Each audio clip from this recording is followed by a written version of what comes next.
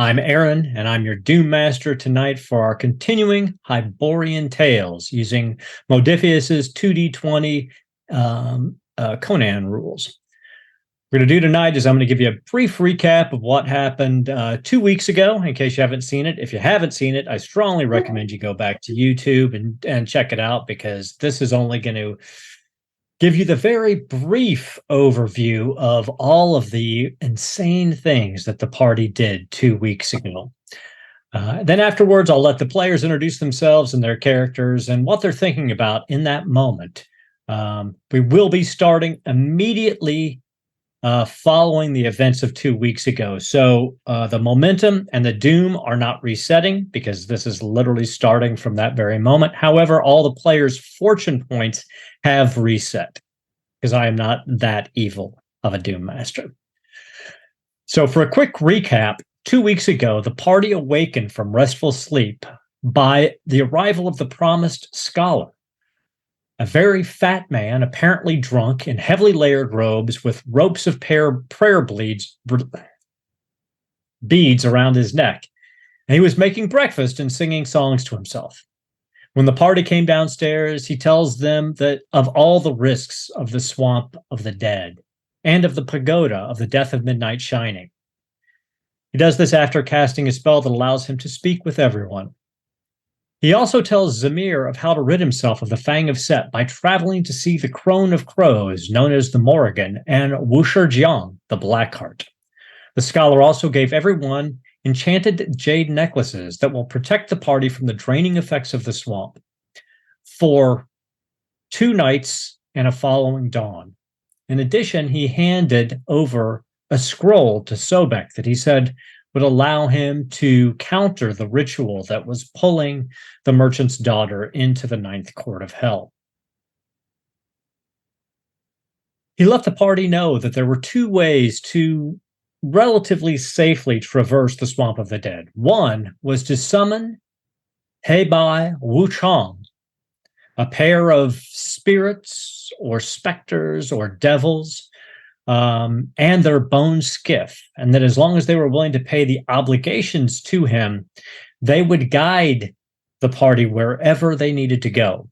In addition, he pulled out of his robes a pale white cricket with multiple red eyes. And you can check out to the right there is a piece of art done by one of our fans, Three-Eyed Cat, and it is simply amazing. Now, the pale cricket has the ability, when it chirps, to call down the moon path. And this moon path will guide the party wherever it is that they wish to go. However, the moon path does not protect them against the dangers of the Swamp of the Dead. It simply is a pathway that will get them to where they need to be. The party took 2 days. They traveled to the swamp and went to the pier of Heibai Wuchang and called up the bone skiff and the ferryman and requested that they take them to see the Morrigan and Wusher Jiang, the Blackheart. When they arrived at the hut, they were greeted, and they went into a parley with these 2 individuals who were more than happy to treat with them. The Blackheart explained to Zamir how he could free him of the Fang of Set and actually made a trade with him, giving him the black-feathered war fan in exchange for the dagger, which he plunged through the Blackheart's chest as the demon screamed for forgiveness and a second chance. He then turned to Zamir and offered to free him of the bloodied ghosts who were going to consume his life force in less than a day within the Swamp of the Dead. And he did pull the bloody ghosts away from him and devour their sins. However, it did cost Sobek 1 point of permanent vigor. In addition, they made a trade with the Crone of Crows for information. She told them of the location of the pagoda, how to approach the pagoda. She confirmed what the scholar said about distracting Death of Midnight Shining, perhaps by challenging him directly. All of this she offered in exchange for a promise. And she handed over 2 peace-bonded blades forged in the swamp of the dead by Wu Shijiang to be taken to the border of Harcania, up into the highest mountains, and presented to Miyamoto Sama, Dai Tingu Kinsai. And they were to never draw the blades until they were presented to this Kinsai. And they had until the end of the season, or approximately 2 months, to do so.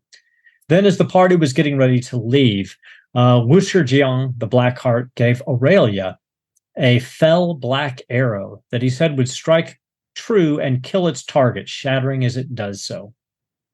When she held the arrow in her hand, it beat like a heart and seemed to be connected to the Black Heart himself. The party then continued on the bone skiff to the pagoda. However, when they reached there, Heibai and Wuchang asked if they wished to continue their obligation, and they would wait. And the party decided to dismiss Heibai Wuchang, only owing him 4 obligations in total, or that is mechanically 4 obligation dice when they do their next carousing event. So left with the cricket as a way out, and a vial of clotted vampire blood as a way to potentially sneak into the pagoda.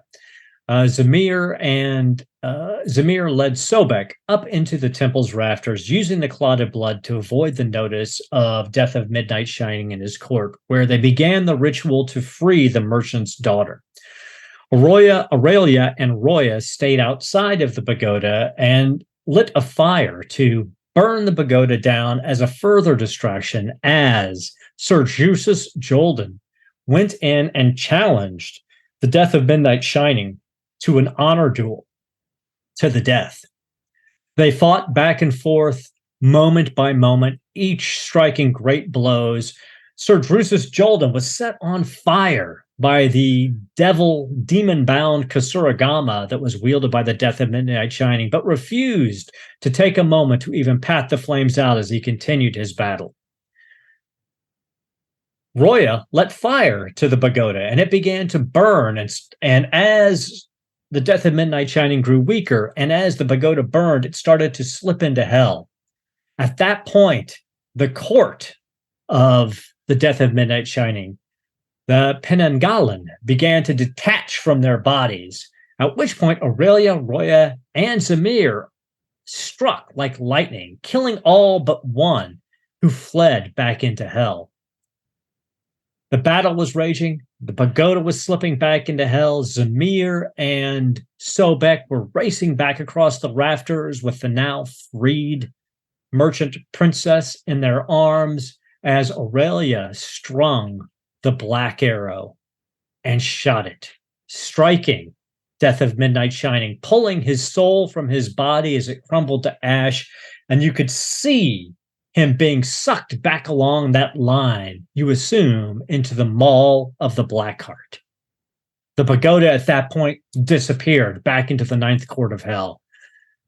Zamir and Sobek and the merchant princess fell to the ground but took no injuries, as Sir Drusus Jolden's fire was finally put out, and he lays panting upon the ground. And that is the exact moment that we find ourselves in. So, Aurelia, introduce yourself and tell us what you're thinking in this very moment. So I'm playing Aurelia. She's our Bosonian hunter. And in the last episode, we learned that she, as a Bosonian, has ties to the Morrigan. And that even if we happen to die here, her soul wouldn't be taken by the two on the boat. It would be taken by the Morrigan. And so she's actually feeling kind of proud that she was able to assist her with this in ridding this pagoda with this demon in it from the Morrigan's swamp, dusty marshes kind of thing. And she's also, this was like her first combat in a long time, because I don't think I've done any combat in the game except for this. So she's actually very proud of how well things went. And just overall, she knows we need to leave, so she's ready to go, but she's got that brief moment of like, wow, okay, nice. We might live yet.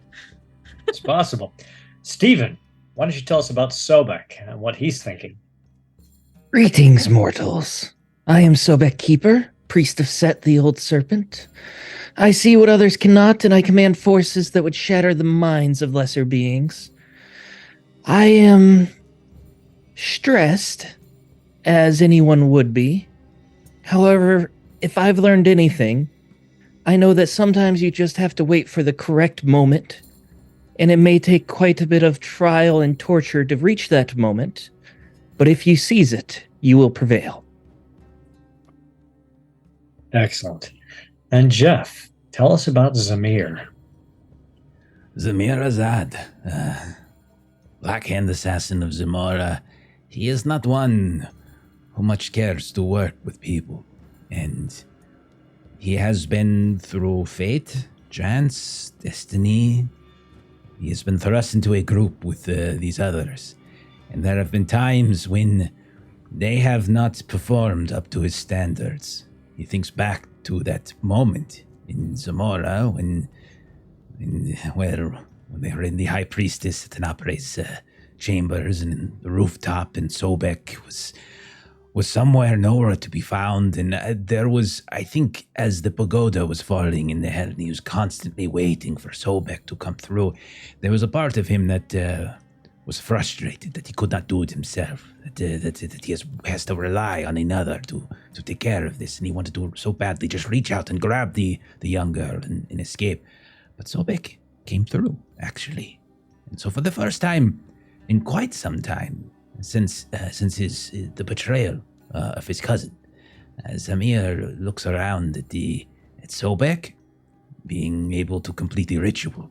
Drusus so powerfully standing in front of Death at Midnight Shining, Aurelia pinpoint accuracy with her arrow, Roya not hitting me with a dagger this time and setting fire to the pagoda itself. He is, for the first time, started to realize there is something good about working with others, that perhaps this is a better way to survive, so that he might see Grandmother Wisp once more. Excellent. And as everybody is obviously aware, Sir Drusus Jolden is not with us tonight. So we will see.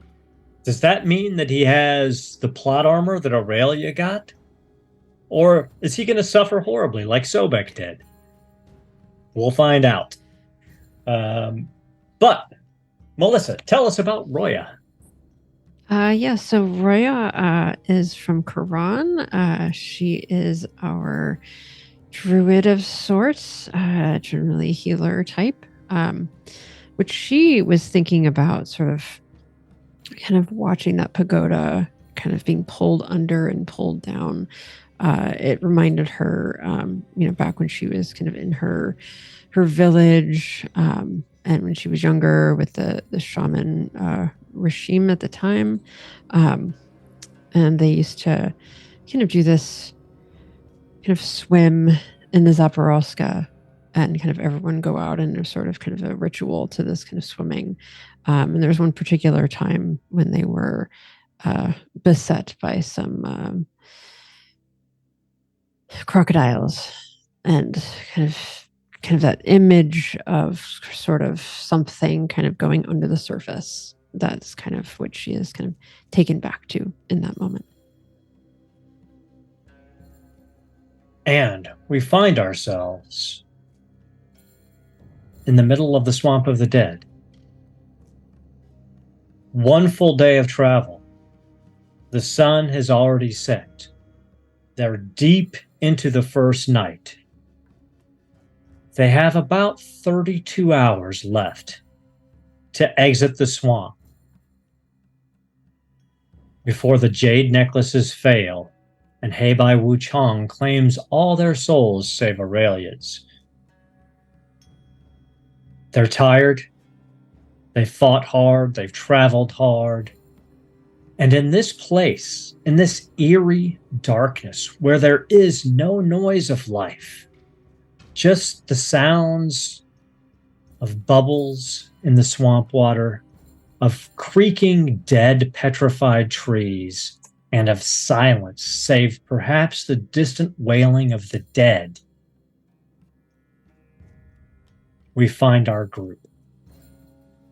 And we find with them Lu Taijun, the merchant's daughter. What is it that you want to do in this moment? Roya definitely wants to kind of go over to her and, assuming that she's not in good shape, kind of do what she can to just assess her medical condition and offer her some healing and support. Give me a healing check.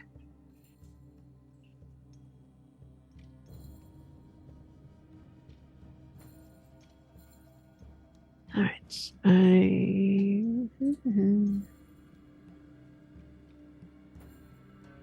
That's off to a fantastic start. Rolled 2 dice, got 4 successes. And That's 3 momentum. fantastic. So we're going to go ahead and put your momentum up to 6, and then I'm going to give you a bunch of information about the status of this young woman. When you go over to check on her, she does not seem to have any physical wounds whatsoever. However, she is not responsive to any language. Her pupils are dilated, and they are not fixing on any person or anything. It's almost as if she is in a fugue state or sleepwalking. You can position her. If you start to move her, she will walk, but she takes no actions on her own. And with that number of successes, you feel that there's probably some sort of sorceress influence in place here. But without any sorcery skills, you're not really clear what's happening. You do notice one thing, though. She does not appear to be suffering the draining effects of the swamp, even though she's not wearing a jade necklace. Okay. Would I be able to do a secondary sorcery roll? You can, indeed. Okay. And you've got plenty of momentum if you want to use any of it. Sure. I will take 2, and that'll still leave us with 4, right? Yep.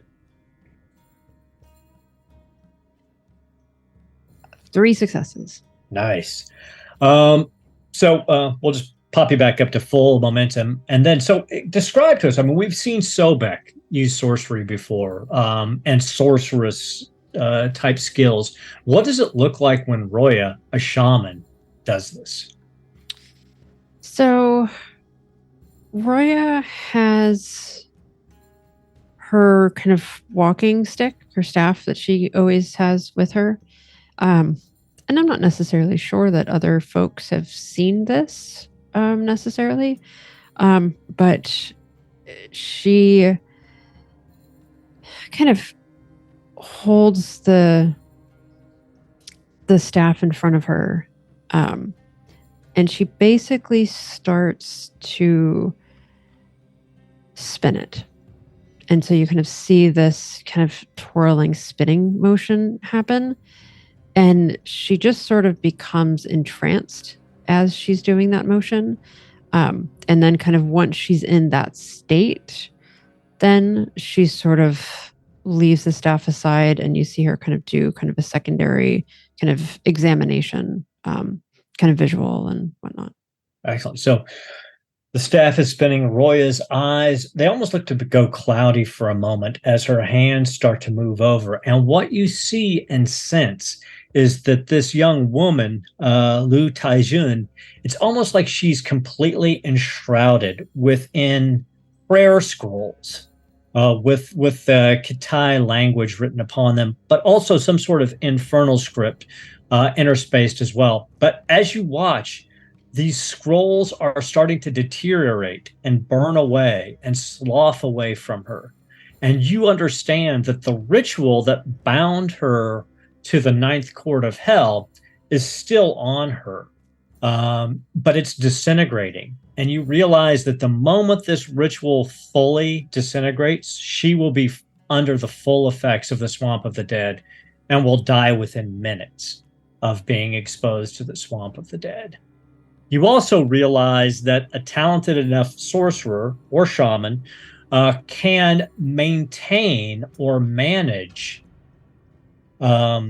this ritual. Keep it from further deteriorating, but it's going to be a constant management.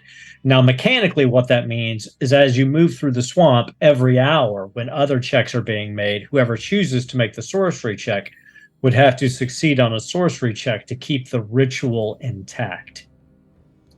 The sorcery check is a difficulty 2 check, but also whoever is making the sorcery check, any other sorceress abilities they would have to use, the base difficulty for that would be increased by a further 2. So you're saying casting spells would be further difficult if you're already spending time on the ritual. Yeah, basically you're focused on maintaining the ritual, so splitting your focus and casting spells is going to be more difficult without releasing the ritual. I mean, you could just release the ritual and let her die, but you know. What were you saying, Roya? I understand that really all I did here was just take a light and start a fire, and you were quite busy with your ritual that you were doing. But I believe that your sorcery skills being superior to mine may still be needed throughout the remainder of our journey. Oh, were you speaking to me? I wasn't paying attention. Yes, I was. What was that again? You need my magic?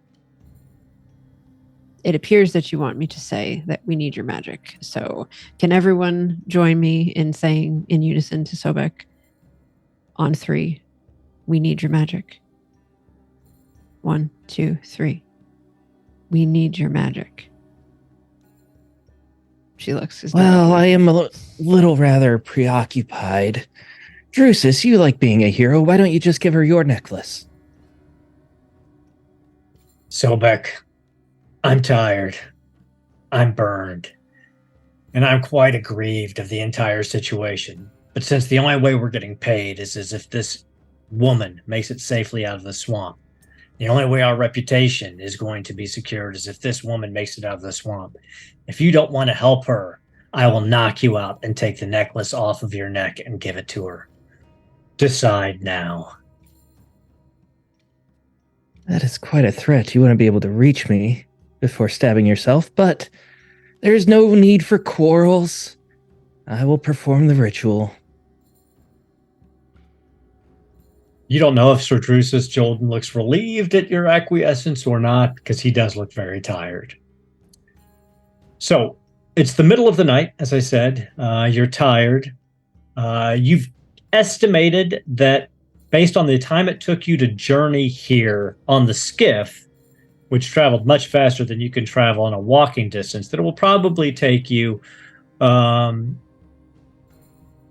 minimum of 12 hours, probably 16 hours to get out of the swamp, and you think you probably have about 32 hours before the dawn of the 3rd day when everything falls apart. So what would you like to do at this point?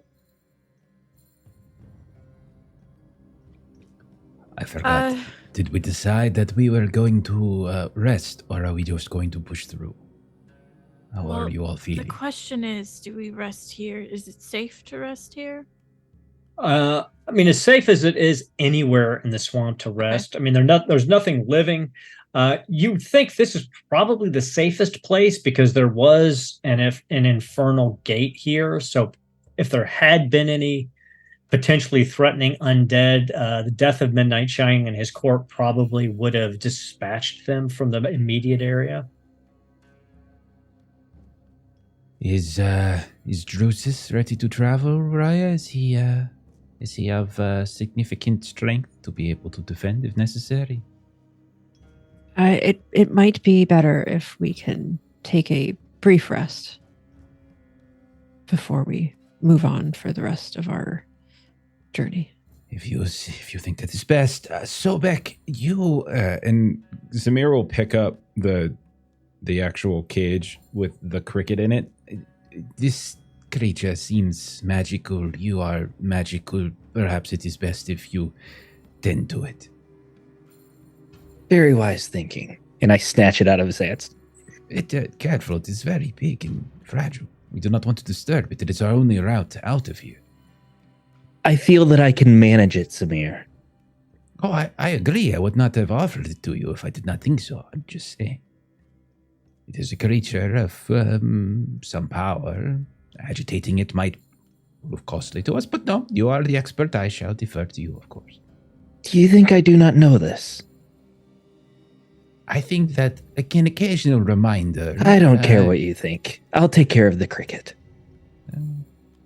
Understood. So And then- Roya. Yeah. Oh, go ahead. Good. I was going to say, and then he'll go over to Zamir will go over to Aurelia at that point, and will basically whisper to him. He thinks he is so powerful. I could kill him with the blink of an eye. He vastly underestimates me, I think. However, now is not the time. Very cranky, I think. He is. I defended him for a significant amount of time. You'd think he would be more grateful, but I am not here for thanks. We need to be very careful. I am going to try to find a position higher up. Look out, scout a bit, perhaps for intruders. If any get close, hopefully I'll be able to see them before they are upon us. So Zamir's going to see if he can just find like a tree to climb and just. Yeah, there's that copse of petrified trees that Aurelia was in is there. That's the highest area that in Okay. the swamp. You can easily climb to the top. Yeah, and so just climb up and just kind of keep an eye out, Okay. observing. So Roya has her calming herbs and perfumes. So you're gonna see like Sobek, I'm assuming, is gonna be doing something with this cricket. And so she is just going to be kind of taking her kit and just kind of doing like a little mix. And like out of his eyes, she's just gonna be like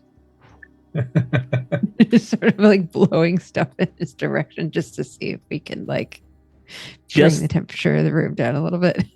just like Zamir went off to Roya, and then as soon as he climbs off a tree, Sobek's going to start wandering over to Roya.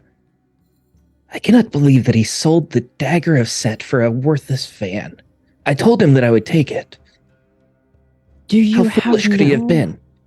Do you have no sense of the danger that this group is in with all of those ghosts and everything that was surrounding you before our entry here? There were similar costs to having that dagger, and a plunge from that dagger is just not worth the The risk. to the ghosts soul. were meaningless. Those exorcists were exaggerating. That dagger had true power. True power. The power Yes. of Set, and he threw it away. True power is not necessarily a useful end goal. What are you even saying? There's more to our existence than power. Have you not seen the evils that come in this world from people's power and search of power? It is power that controls those evils. This idea that because there are dangers out there that we must become more dangerous than the dangers is quite a risky game to play. The dangers are only dangerous if they're not controlled. Do you believe I do not if you fear were any of controlled? those evils, as you call them, could harm me. I can control them. So you say. Why am I even talking to you? You don't understand. I am sorry that I was less than useful to you. And as he turns around, she's like, You do smell a very nice scent coming across Sobek, calming. Whether or not it calms you, I do not know. I sneeze. So, He just complains. This smells disgusting. what have you done? Do you want to stay here for a time and rest and recoup, or do you want to continue on into the swamp now? rest for a few hours. All right. I I'm like fine it. with that. So you rest, let's say, for 4 hours. Everybody's feeling a little bit better. You've got a handle on how to coax the cricket into chirping and calling down the moon path. Zamir, you haven't seen anybody moving in or around the area. You do hear far off in the distance moans and occasional cries of the dead, but you see nothing moving towards you. Now, mechanically, how this is going to work as we move out, there'll be two people doing a survival check or an observation check based on a difficulty determined by several factors, whether it's night or day, the difficulty in the swamp, their level of how tired they are. And then the net successes of both the survival and observation check will determine what kind of encounter they may or may not have during that time frame.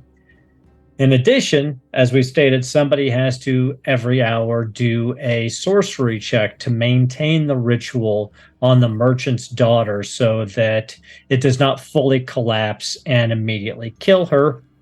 And someone needs to actually be physically guiding the merchant's daughter. And that's something you guys, I guess, could have Sir Drusus Jolden do since he's not here, which would leave one person available for anything else that needs to happen during the march. So, point of clarity. yes. If I fail the sorcery check, she just dies instantly. No, if you fail the sorcery check, the ritual, it starts to crumble. In that hour, you actually have to, you have to fail 3 total ritual checks for the ritual to completely dissipate. Okay. So, you're setting off into the swamp. It's still night, but not long until dawn. The swamp around this area is at the moment fairly shallow. You're moving into, ankle-deep bogs. It's unlike most other swamps because the stench, there's not that great of a stench. There's old decay about the swamp. There's the smell of old stagnant water, but there's not the smell of decaying animals and vegetation because all that's died here died long ago. So who is going to make the survival check and who is going to make the observation check?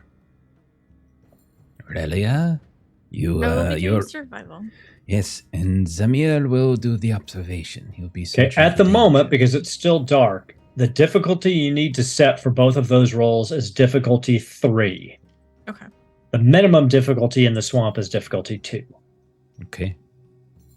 Aurelia, you can take the lead if you want. Go first. Okay. We have momentum, correct? You have You 6 have- yep, momentum. you're We're full. full up, so feel free to spend.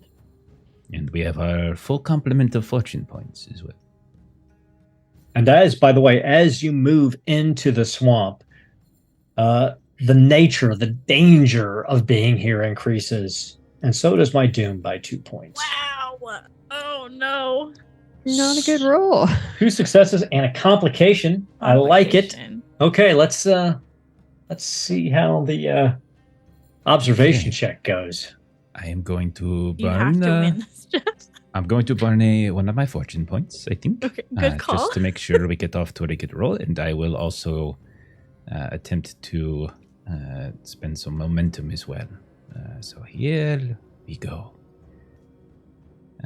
Oh, God, I forgot to set it at difficulty 3, but there you go. That is 5 successes. Okay, so would it be a total of 3 successes at difficulty 3? So your net successes are 5 successes with a complication. All right, I like it. Let's have that sorcery check first before anything else. Difficulty 2, you said, correct? That is correct. Should not be too hard for you. Oh, Oh. 2 successes and a complication. All right, I like it. I know what to do with this. Okay, so so you succeed. So I'm not going to take that success away from you. So it doesn't, the ritual does not start to crumble. You're not going to get any detriment from it. But that complication is going to roll over into what happens this hour. So what happens when you roll a complication is it reduces your effective total successes by 1 per complication. So you had a total of 5 successes. You got 2 complications during that hour. So your net successes are 3. So you guys have been walking and walking for about over 3/4 of an hour. And you're moving deeper in the swamp. You're following the ghost path of the cricket, and it's starting to take you into a slightly deeper area. The pools are now up to your thighs. And you start to hear the sounds. Almost sounds like a snuffling noise, almost like something is a great intake of air. Something is smelling out your path, perhaps. But you see nothing coming across the water. I need Roya, who has not taken any actions in this hour, to give me an observation or survival check. Those things that everyone knows I'm so very good at. Fantastic. I know. I just want to check something really quick. I don't think this helps.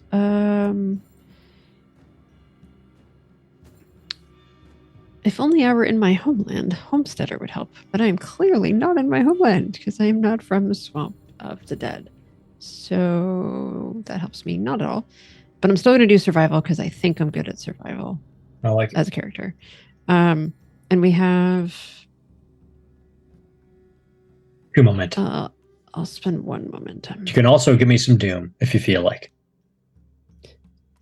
Not yet. We have Okay. more hours to go. That is true. There may be a time when I will give you doom. This hour is not that hour. Though I probably should have, because that's a straight up failure with no successes. Okay. I'm starting off really great today. So you're looking around. You're not seeing anything. Sir Jolden is helping the merchant princess. He actually has her up across his shoulders at the moment as the water is getting deeper and it's up to his thighs. He's still looking tired and beaten. Your healing skills have helped to heal his wounds, but you know the trauma of fighting a hell weapon is slowing him down. And in that moment, let's see, 1, 2, 3, 4 across the screen.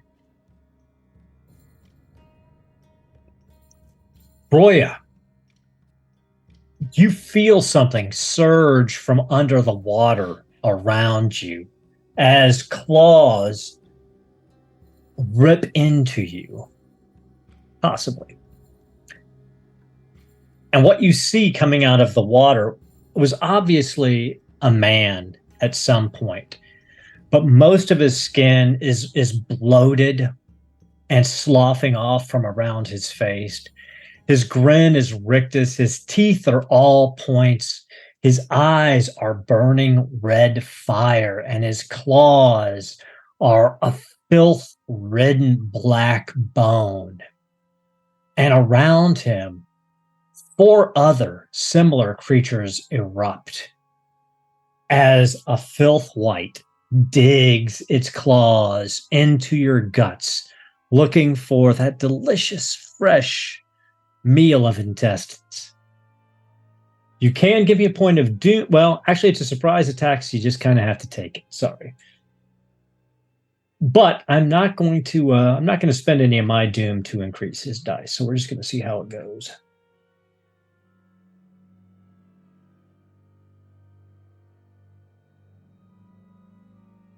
Okay, he got 4 successes and a complication, though. Okay, so what happens is as he comes up with his claws, the complication is he rakes through one of the other ghouls that is surrounding him and literally tears it in half. His claws are so strong, so it falls immediately in death. Well, final death, Already. I should say. Sure. However, his claws do bite in deeply against you. Oh, that's right. The damage roll doesn't work on this. So let's just roll it.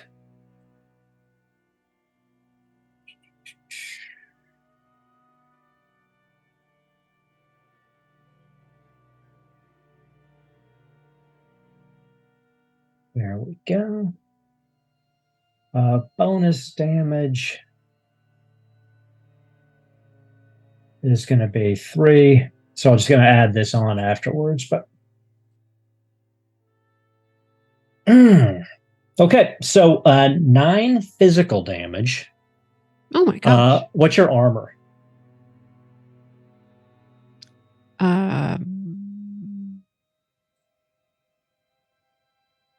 Do you have any? always It'll be on the front of forget. your character sheet Where to on the find left-hand that. side.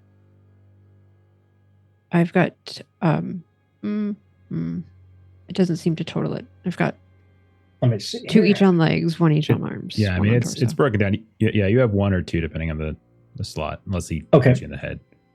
So Yeah, on the guys. hit location of right leg, I have 2. Sorry, 1. Perfect. 2. Perfect. I'm 2. sorry. I can't read this. You're It's okay. 2. Okay, so you take 7 points of physical damage in total, which is a wound. And since it's an intense attack, you take 2 points of damage, or 2 So I take wounds. So you take 2 7 damage and 2 wounds. So my 11 vigor goes down to 4 vigor. And you have 2 wounds. So there's a box where it says where you click wounds. So click those over. And I also need you at this point. No, that way.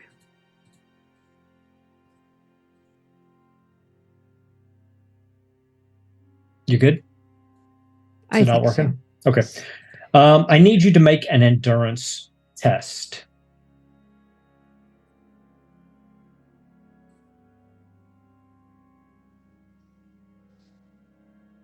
Just a difficulty 1. Am I missing endurance? Sorry, what do I roll for an endurance test? Should be this. Sorry, resistance. Resistance. Oh, okay. Okay. I will roll that. Do you have any momentum left? You get 2. I'll take 1. Probably a good idea. That's a failure. 1 Okay. success. Okay. So as these claws rip into your guts, you also see a stream of maggot-like creatures move into your body and start to chew at your intestines. You will take 1 point of vigor damage every round until you're dead, or until somebody successfully completes a difficulty 4 healing check on you to purge your system of the maggots. Since you are the only person to have seen these guys at the moment, I need one last check from you. I need a difficulty 4 discipline check.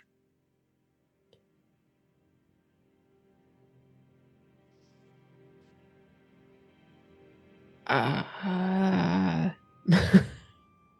taking the last momentum, guys. You can also give me You doom. also have fortune. Don't forget you have fortune. And don't forget your fortune, yeah. Okay. I'll do a fortune. I'll do a doom.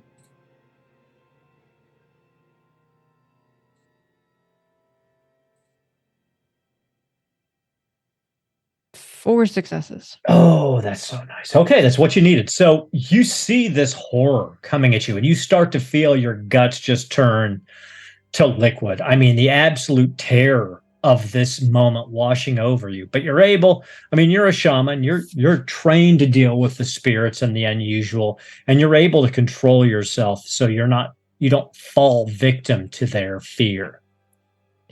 But she is definitely kind of stepping back and someone, please get this off of me. And she's like attempting what she'll do later is trying to like hit it over the head with her.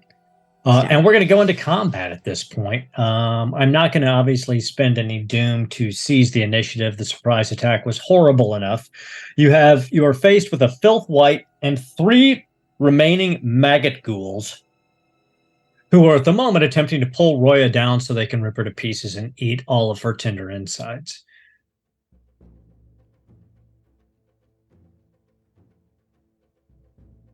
Anybody want to go? Yeah, Zamir will go. Okay. So seeing that she is in very serious. Do I see whatever it is that's fighting her? Yes, 'Cause I need- at this moment, actually, I need all of you to make a difficulty 4 discipline check. Because you've now recognized what's happened. So the fear effects coming off of these creatures is affecting all of you.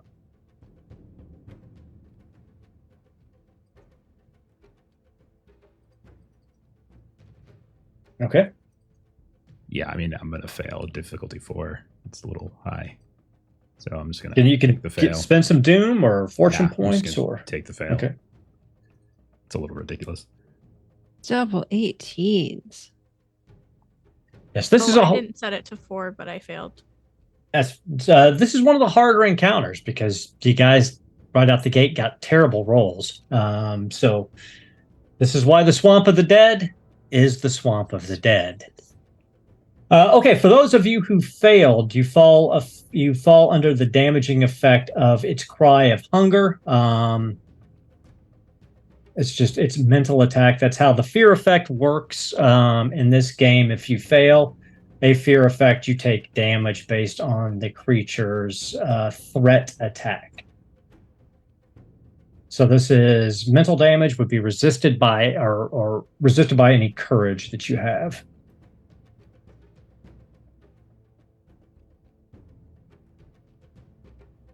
Okay, so everybody who failed takes 1 point of mental damage.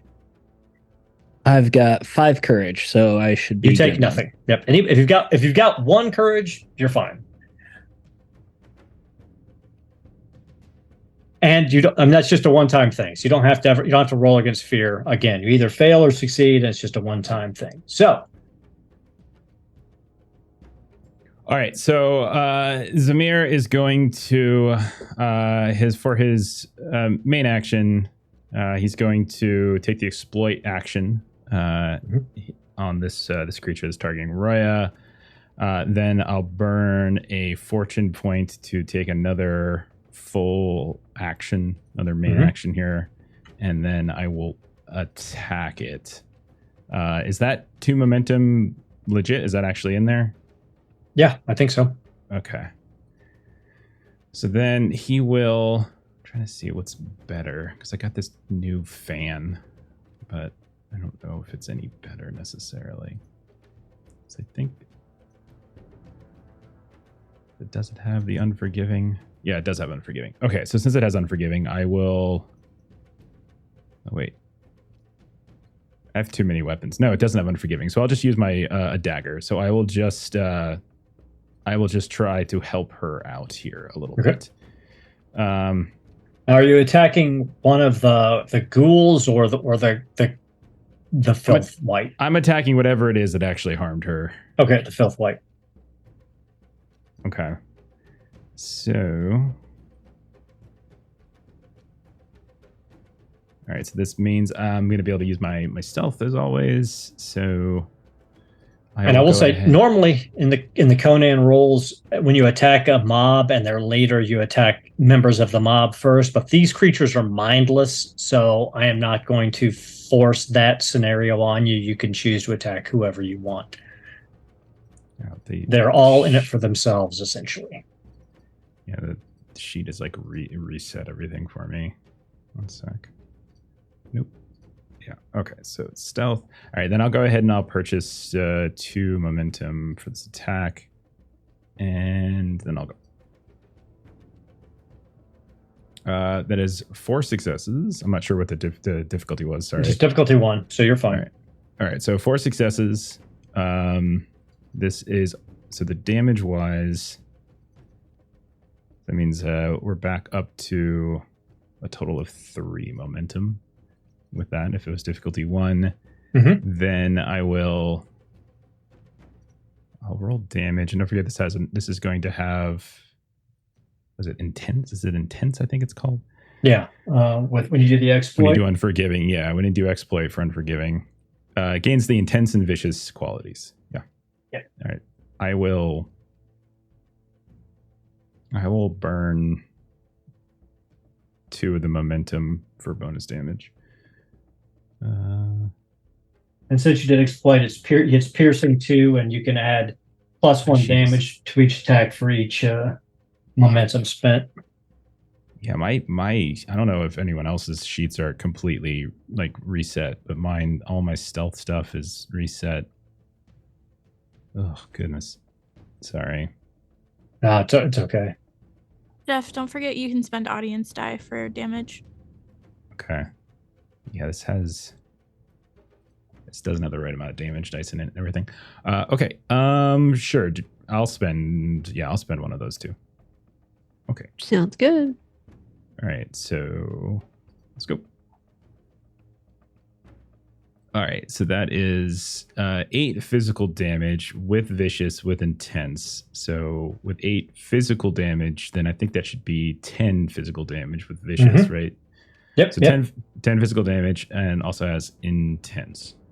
Oh, nice. So, okay. So describe how it is that Zamir comes up and straight up murders this horrid creature in one blow. I think it's more of a throw as he just reaches back behind his neck, underneath his hair, and just in one quick motion just hurls a dagger right at Roya as she's constantly throwing daggers at me. So it makes more sense for me to just throw it right back at her and just trying to catch it like right in its temple or right on the side of its face. Perfect, and that's exactly what happens. This thing is lurching towards Roya to try to strike again, and out of nowhere you see this dagger just go right through its brain, right through the side of its mushy skull, and the point of it sticks out the other side, and it totters for a second and falls. And when it falls, the other 3 ghouls dive into the water to tear at its body, and you're able to pull away. Obviously, Roya has been seriously mauled, but you're able to get past this filth white and its ghoul pack without any further need of action, unless you want to stay and fight some ghouls. Is she still suffering damage? Oh yeah, she got hit pretty hard. We need to get her. Yeah. Samir. Oh, I barely survived that one. I couldn't not have survived another one. I did not grow up in a city. I have no concern with muck and mud and things. However, there were maggots in my stomach. If anyone can do anything about the maggots inside my, I prefer not to have I can make you vomit the maggots. I am normally the one who kills people. I don't know how to save them or repair them. Oh yes, It's never been Thank you a situation. So I thought you were the one who was capable of healing. Of that. Could we assist you? Absolutely. In healing yourself? Absolutely. Okay. So up to 3 people can assist, and you just have to roll 1 healing die for the assist, and if you get a success, as long as she succeeds, those successes add up. Okay, so I can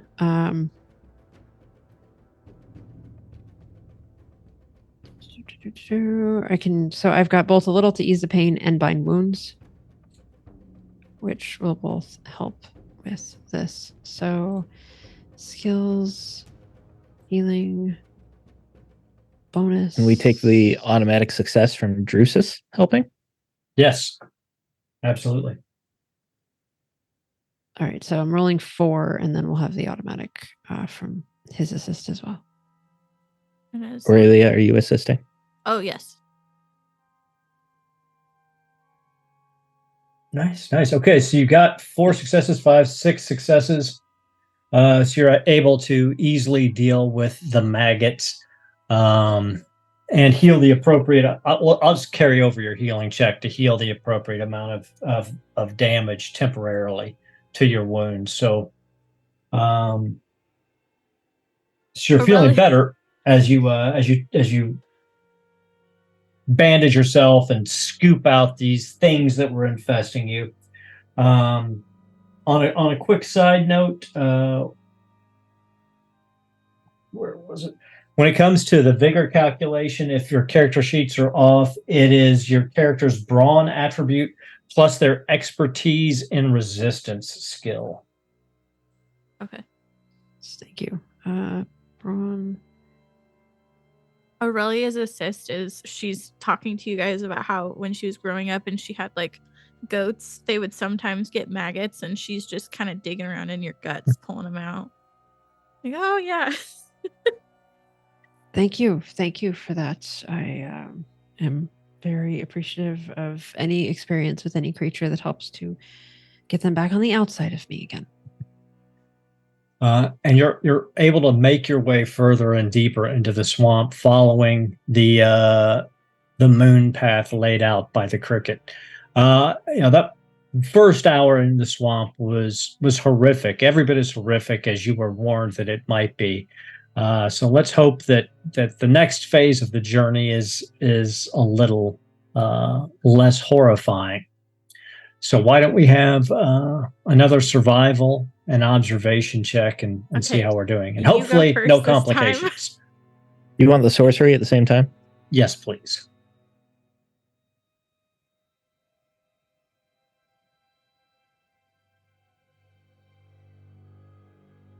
Okay.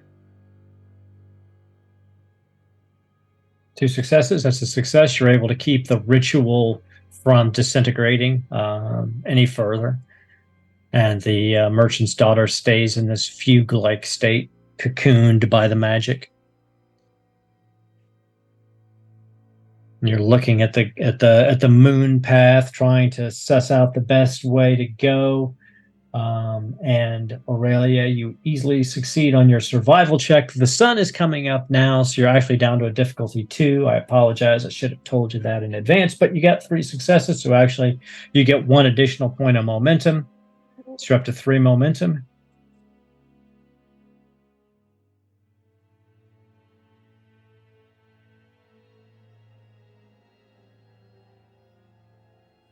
And 1 success. So you guys get a total of 4 successes. Well, it's a difficulty 2 awareness check, observation check. So you get a total of 4 successes. And then what happens in this hour is the moon path leads you out over a very, very deep lake. And you realize you have no way of getting around it or across it. So you actually have to box around it, and you're pulled off course from the moon path. So it takes you about 3 hours to get back fully around the lake and to the other side and back on track with the moon path.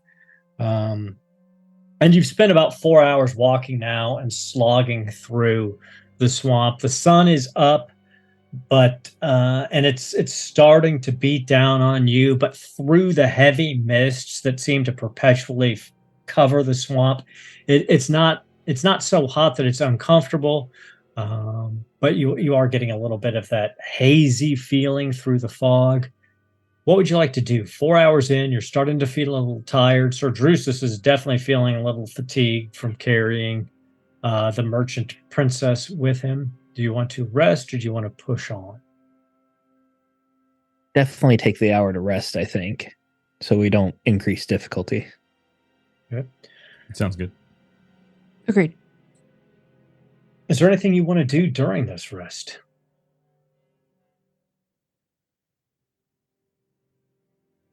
I think I'm good. Okay. I think while just keeping watch for everyone else, Aurelia is going to kind of keep eye out for ravens and raven feathers, just to see if she can find any. Okay. Other than the 2 storm crows that have continuously been flying above the swamp, basically circling your position at all times, that were the crows of the Morrigan, who she sent along with you to make sure that you succeeded on the missions she set you to.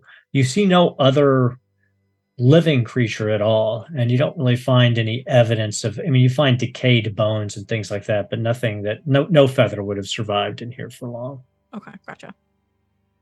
Roya is gonna kind of just do a very little bit of just kind of stitching of, kind of the damage that was done. And so that's just how she's just going to kind of just take some deep breaths and kind of she took a huge chunk of damage there of her kind of full, and so that's how she's just going to try to kind of keep herself kind of quiet during that time. Is just kind of doing a little bit of stitching. Now your everyone's vigor and your is restored at this point. So the only thing you would have left are your wounds, and your wounds have been treated.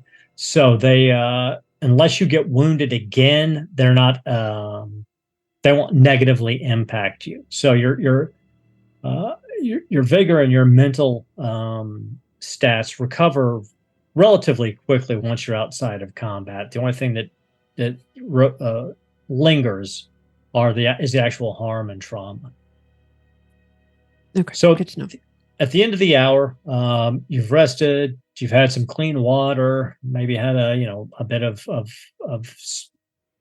food that you've brought with you, and you're able to once again get the cricket to chirp and call down the moon path. Even though it's the day, in the middle of the day, the moon path still magically sort of appears, and is directed by where you want it to take you.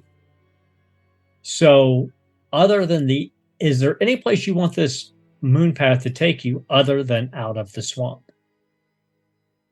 By the fastest means necessary.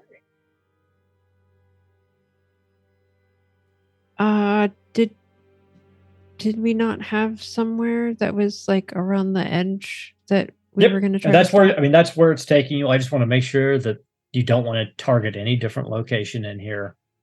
We could always ask it to have us swing by maybe some powerful artifacts.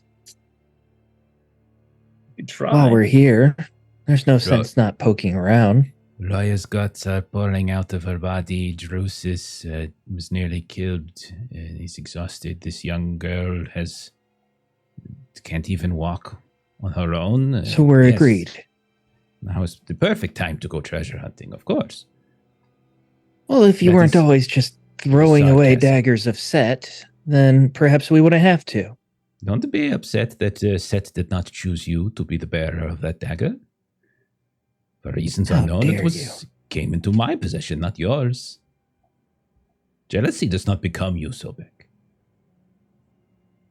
I feel like Roya and Aurelia are kind of like arm in arm, and we just kind of look back and we're like, y'all coming?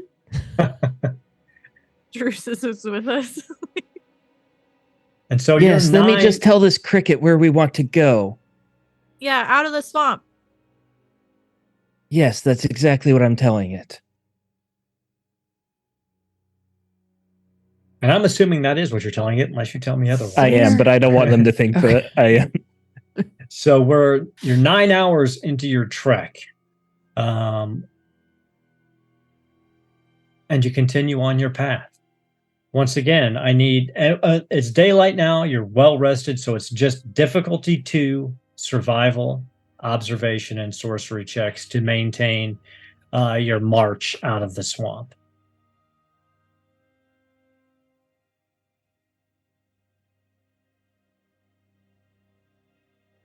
Okay, so Sobek, you're able to easily keep the ritual together, keeping it from spinning out of control and sloughing off into the 9th court of hell. Difficulty 2? Difficulty 2. Standard difficulty for the swamp. You Yeah, have 3 momentum. I'll use 1. Okay, go ahead. Nice. 2 successes. Okay, fantastic. Oh, you're muted, Jeff. Sorry, I have so many things going on. It's hard to keep track of things because my character sheet is all buggered. Well, that is a wonderful D&D roll 20, right there. 19, a 20, 18. a 19, an 18, and a 19. It's wonderful. That is a fantastic D&D roll. So your maybe net instead of giving me sarcasm, you should focus on your rolls.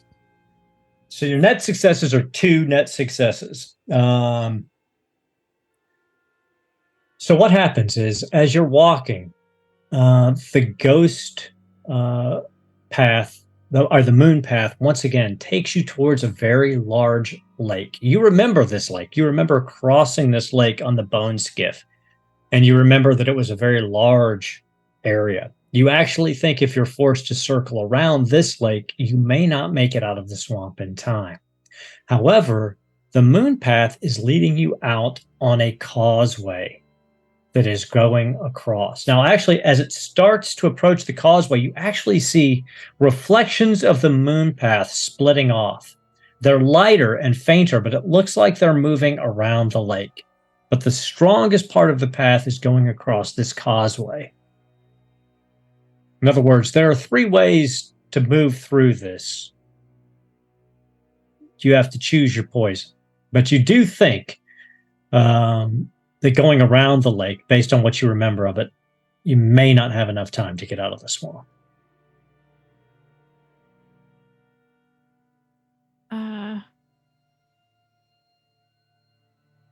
So we take the shortest way? Yes? Agreed.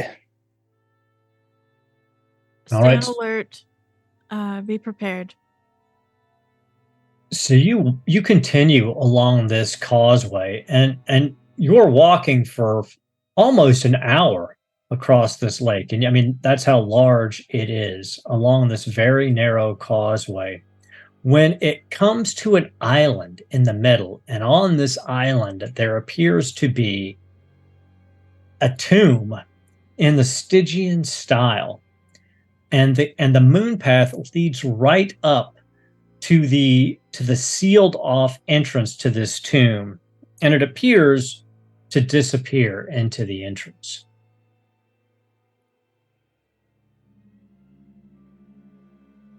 What?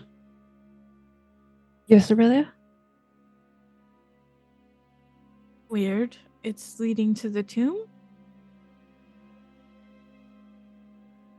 Sobek, you asked it to take us out of the swamp, correct? I asked it to take us where we needed to go, yes.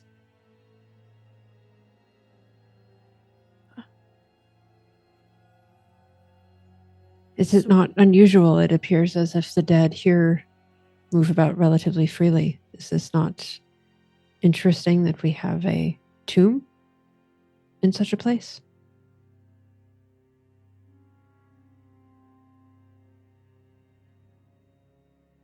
Seems We worthy of could- examination.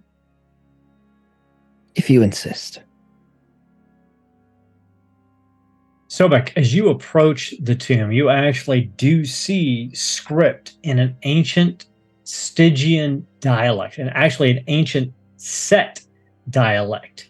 One that's very difficult to read and understand. It's so old that you're only able to pick out pieces of it. Why don't you give me a lore check, and let's see, and depending on how many successes you get will determine the amount of information you get from the writing across this tomb's door. I'll take a momentum on that. All right. I thought I was going to take a momentum on that. I thought I clicked it. Go ahead and click it again and re-roll it.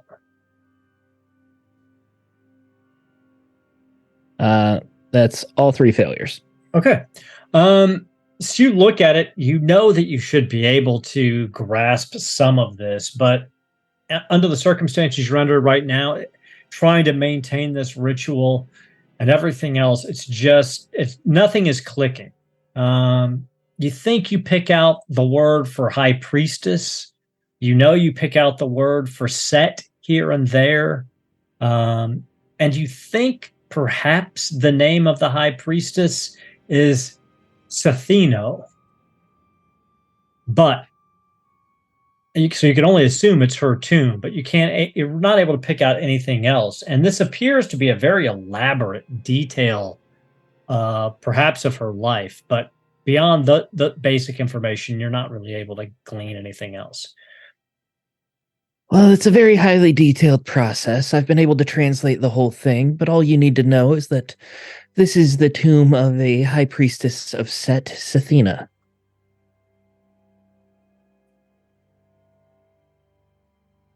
This being a different high priestess of Set? This is not different. Setanepra.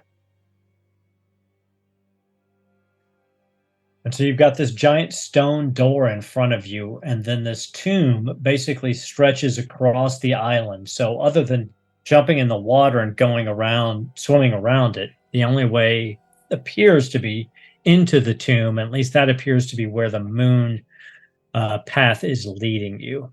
Or you can backtrack and try to find another way around the lake. It's very strange for a high priestess of Set to be buried here in Kitai, even if we're in a rather strange place. I suggest it may be here for a reason. We should investigate.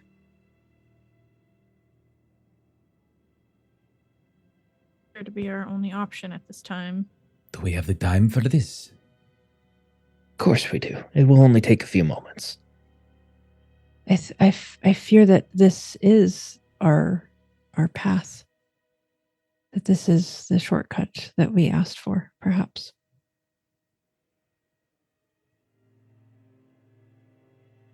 Zamir would like to tap into one of his talents. It's a trap. So he's allowed, he can spot covered pits, pressure plates, fulcrums, etc. that keeps thieves out of burial chambers and treasure rooms. With a successful challenging observation detect, I can detect them as a minor action.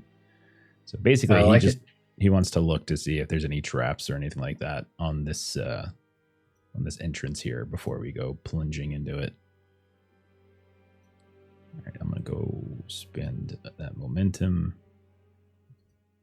Challenging 2.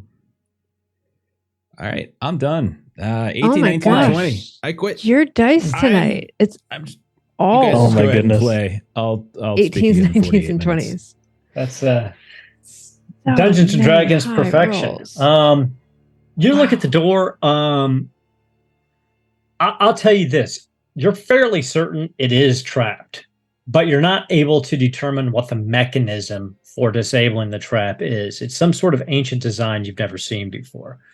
If somebody wants to do a craft check or an aided thievery check, or if you just want to do a thievery check, I'll give you an opportunity to try to disarm the trap. Now that you know it's there, you're just having a hard time figuring out how it's. So it would be a difficulty 3 thieving check, but somebody can assist you if they want, or you can take Sir Drusus Jolden's automatic success on the assist. I will let Drusus do it. I think Zamir has just had enough. He's had enough of this place. The attitude of certain people in the party, We're ready to constantly get out. having to do everything at once when people are asking him questions when he's trying to fix something else out. I think he's just had enough at this point. So go ahead, Drusus. Okay, so he fiddles with the door. He does start to disable the trap. As he's doing so, Roya and Sobek, you both feel something else give away as the trap gives away. Either one of you can give me just a difficulty 1 sorcery check, or both of you can. I can do difficulty 1. Or will it be increased because I'm working on the... Yeah, yours Ritual. is difficulty 3. Roya would be difficulty 1. I'm just telling you, there's no bad effect from this, and that's why you could both roll. I'm just kind of giving you an opportunity to build up some momentum, possibly. All right, I will give it a shot. Have we banked any momentum? No, Yeah, we none have at the not. moment. We have not. All right. Have a doom. 2 successes. Nice. So you get 1 point of momentum back. Sobek, did you want to roll to see if you understand what you just felt? There's no negative to failing, so. Sorcery? Yep, difficulty 3 for you.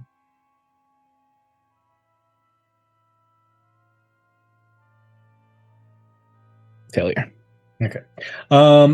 So Roya, you recognize that there was a strong spirit ward on that door. And as Sir Drusus Jolden disabled the trap, he also accidentally destroyed the ward. So, and you feel that ward was in place to keep something within the tomb. But he is able to move the door to the side, and you see a long stone corridor, pitch black, leading down. It looks like it probably is it's a fairly steep angle as it goes down, so you think it must be going beneath the lake at this point. But it's pitch black. We have a path to follow, though. This might have been one of those doors that was intended to keep things in less than keep things out. So we need to keep our eyes peeled, as they say. Okay, it's very dark. Is there anybody lighting torches or any other way of illuminating the corridor?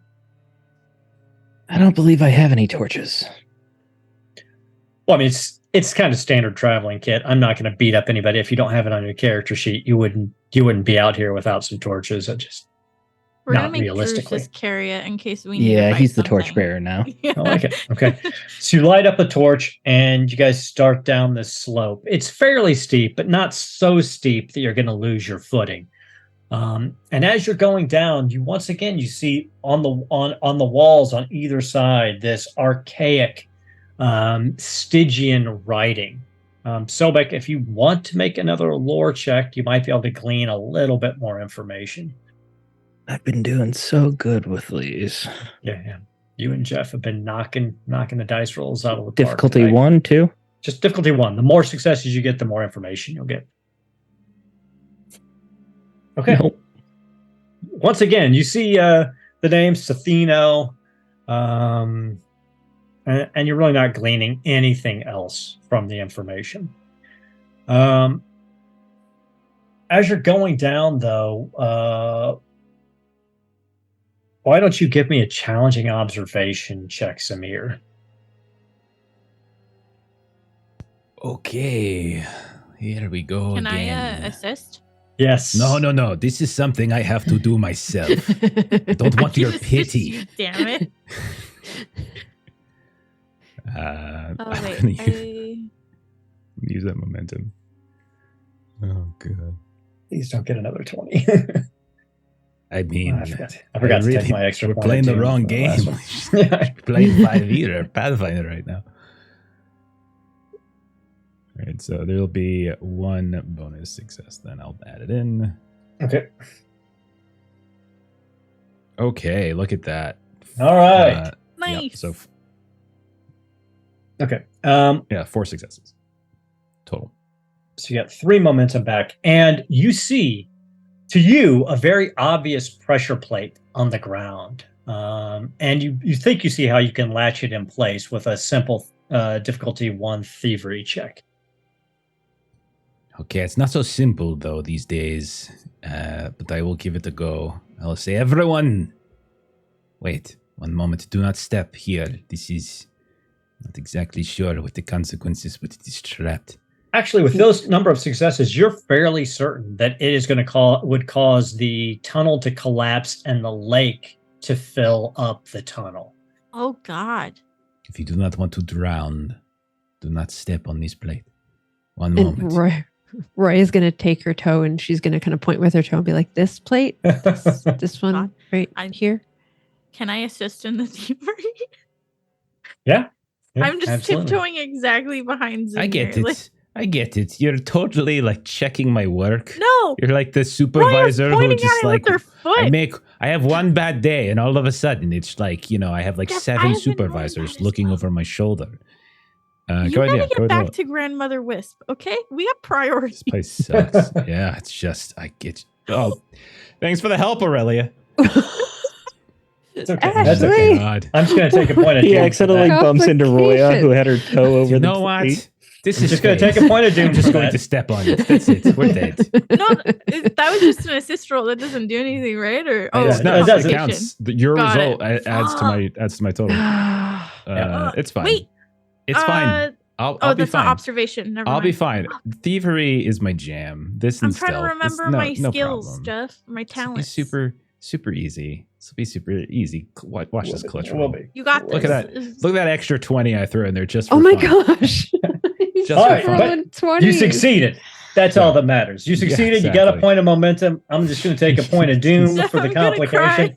We're You having guys have rolled more 20s tonight than I've am ever gonna seen tear on my a single beautiful hair game out. in my entire life. I'm impressed by the amount of 20s that you have managed to roll tonight. That's a word for it. That's one word for it. I'm saddened also by it and slightly terrified by what it might mean for you. But hey, we're going to roll with it. So you're able to disable the pressure trap. It gets close though. You start to feel water leaking in around you. The tension is calling at you. Sir Drusus almost drops the torch. Everyone almost stumbles over the pressure plate, but at the last second, Zamir clicks it off. Roya's toe comes down on the plate. Right at that very second, you hear a little rumble, but nothing happens, and you're able Aurelia to face plants it on the plate because she was like awkwardly balancing above it. And you continue, and now the corridor has evened out, and it's just a flat slope. And you see in the near distance the glow of other lamps or lights. Once again, there's walls of scripture down this area. Are those lights These are- moving, by the way? Or is they like static? Like They're do we see- flickering. There's flickering lights. It looks like it might be torchlight or lamplight. Okay. Just trying to get a sense if it's like another party moving through this, or if it's just No, it doesn't look like that way. certain sconces or It looks like, if anything, it's flames, from a torches kind of wavering slightly. Sobek, the words down here have been are rubbed away more. However, you can try a difficulty 2 lore check to see if you get any more information out of this before you move into the lighted area. Yeah, third time's the charm, right? It is. Uh, It is. I will take some momentum again. Difficulty 2? Yep. All right. Yeah. Okay. That's another 20. Nat 20. That's So, another 20. once again, you see the name Stefano set, but that's about all you're able to pull out of it. How do you guys want to? So you're moving towards this area of light. You also hear what sounds like perhaps movement, and maybe soft whispering, but it's hard. You don't see anything. You're not close enough. How would you like to approach this situation? Zamir will turn to everyone and he will say, at this point, all of you, step where I step. Move as I do. Breathe. Do not hold your breath. Breathe. Steady. Shallow. Step where I step. And no talking. And so Zamir wants to tap into his camouflage ability and try to stealth the party closer so that we can actually see what's going on. So I like roll, it. So I roll stealth, and then they all get my roll, basically. We got momentum left. Oh, great. I can't wait to use it and to get another 20. It's going to be so great. Here we go. So I will burn it. And I do roll Holy another 20. crap. Oh Oh, and another But you 19. succeed. And You did another succeed. 19. Oh my gosh. It's unbelievable. I'm terrified for you guys right now. You do successfully stealth move the entire group up.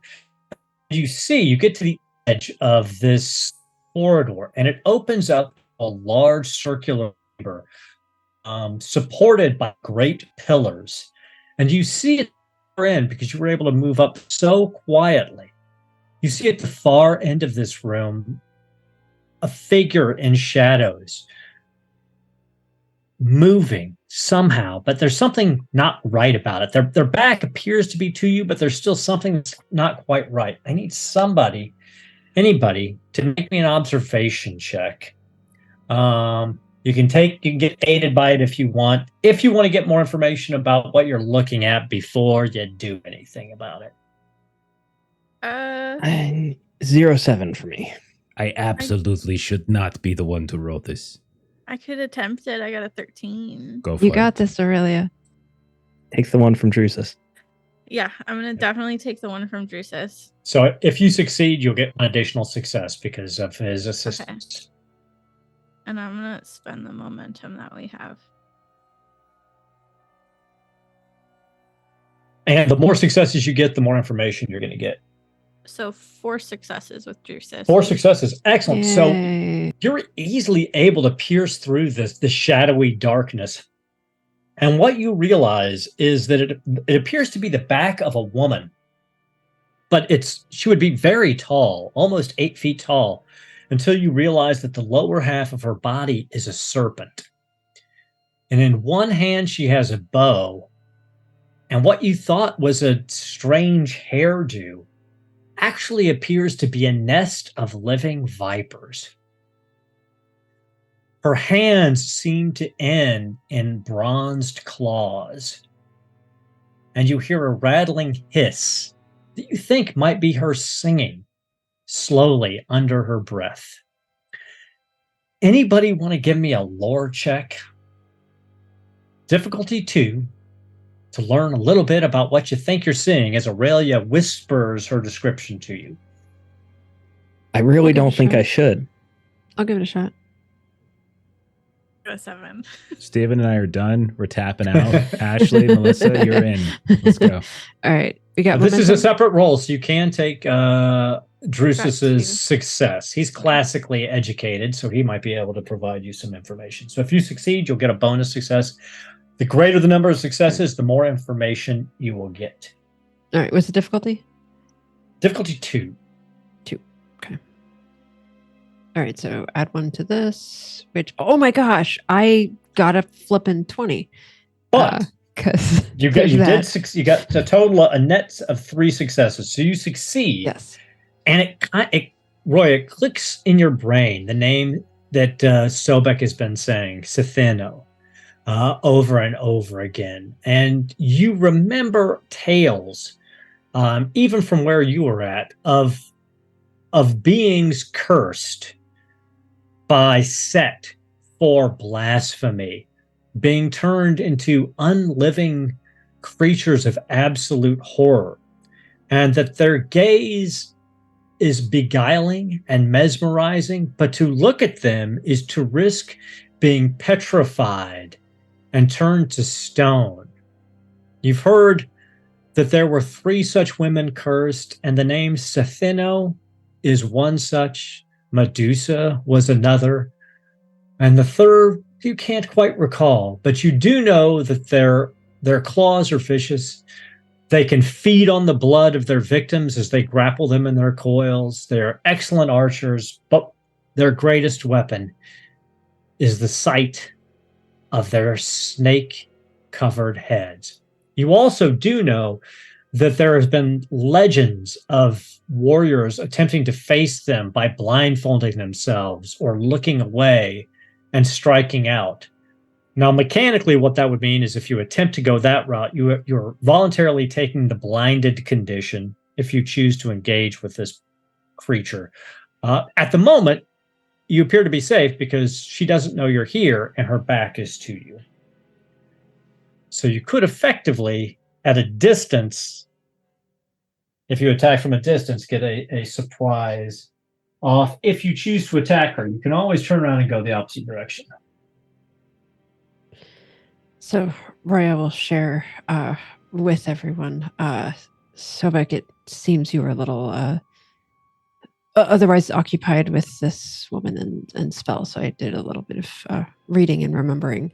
Whatever you do, do not look upon her directly. She will turn you to stone if you meet her gaze. You are already covered, Sobek, with your eyes. The rest of us can do the same or keep them averted or die. So we cannot look at her eyes, her face, but we can look at her serpent tail. Is that right?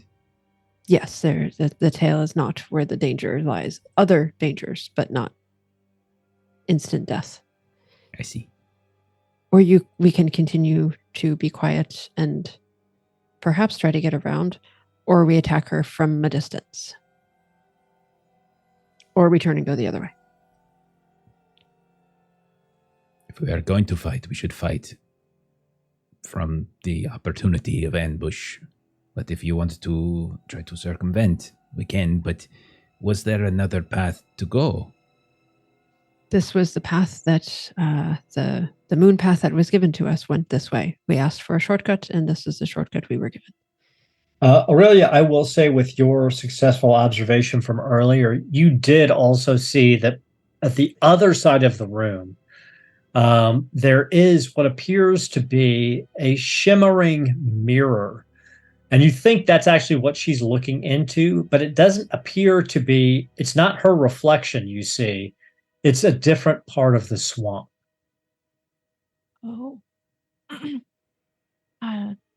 And she'll let them know that she also saw that. It may just be like an image that she sees, or it could be a portal, like what we saw at the other priestesses. Does it appear to that mirror-ish thing where the moon path is leading to? Good question. And yes, the moon path does appear to be skirting along the floor and towards the mirror. Okay.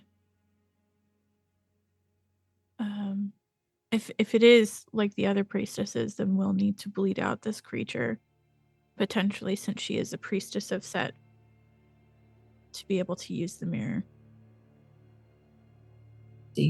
Sobek, give me a sorcery check, just difficulty 1, to recall a little bit of information.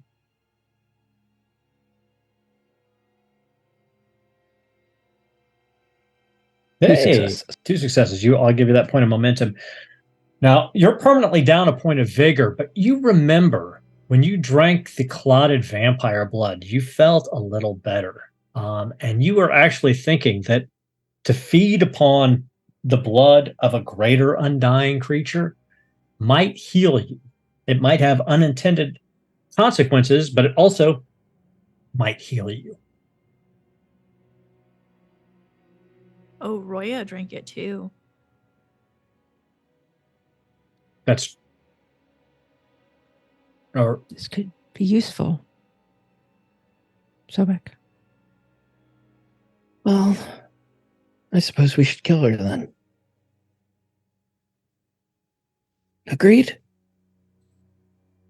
And Roy looks at Zamir as she pulls out a dagger to throw. Apologies if this misses its target.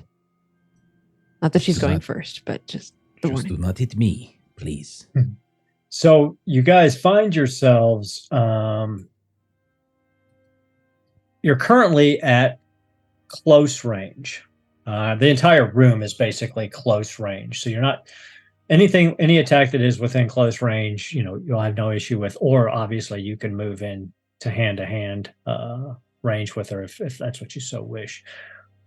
So you get a surprise round and let one person do a surprise attack that she will not be able to spend doom to dodge or parry in any way. Then we'll go into what is effectively normal initiative. And if I want to spend some doom then to seize the initiative, I will at that point, but not until after the first attack is off. I'd like to try casting a spell if you guys don't mind. All right. Go for it. I want to cast the Glutton's Curse. So I'm going to make her vomit up baby snakes, which I'm sure she won't mind too much. It is increased difficulty because of the ritual, correct? Yes, +2 to your difficulty. I will take 2 momentum and I will spend a fortune, which will get me that +2 already. Nice.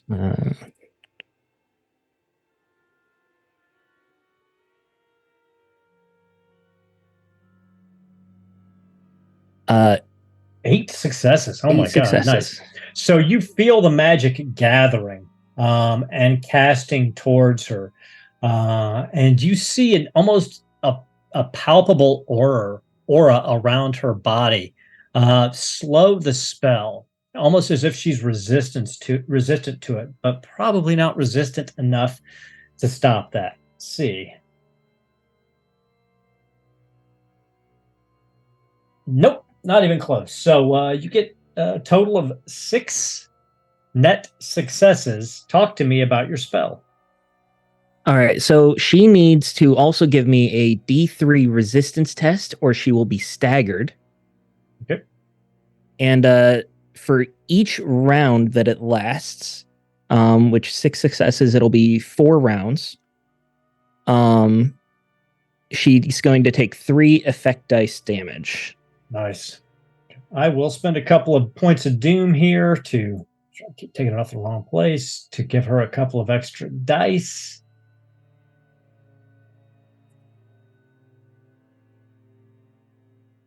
Difficulty 3. She gets 6 successes. All right. How do I roll the effect dice from the sheet, or do I just roll D6s? You should be able, if your damage is set up for that spell, you should be able to roll it from it. But if not, just roll the D6s. I don't think it is set up. There's a macro, by the way, in the compendium area. Oh, okay. For the combat dice. Combat dice roll. There we go.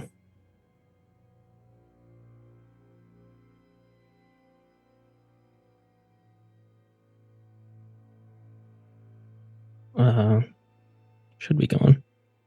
There we go. 3. And how many audience dice can we spend? Just 1 to add extra?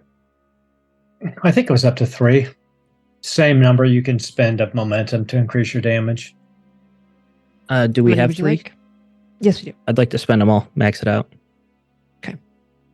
And this is a physical attack, right? This is physical and mental. Okay. The damage does both. And is in the spell description, does it bypass armor or courage? Damage is simultaneously physical and mental, with cover and armor providing no soak. It doesn't say anything about courage. So just the physical can't just soak. Physical. Fantastic. So 8 total. Physical and mental. So As she starts retching baby snakes. that's nice. So you see her stagger by the spell, and wide-eyed, she's spinning in a circle trying to figure out what has happened. She's been grievously injured, but she's not down. However, she is wounded. And that takes us to the top of combat. I am going to spend a doom to seize the initiative That makes as sense. she spins around. Is there a way for us to seize it back or no? No. Okay. No. We all play Good it question, so big. though. I just wanted to know. Who, me? And We played at Druse's. poor Drusus. No. Yeah. She turns, having felt the magic. I mean, she's connected to this now, and she turns and she gazes, and recognizing an enemy, an actual priest of Set, not realizing that Sobek is actually a heretical priest of her very own sect that he would have known if he'd actually succeeded on any of his lore checks and possibly been able to talk his way out of this encounter. She gazes right at him with her gaze attack.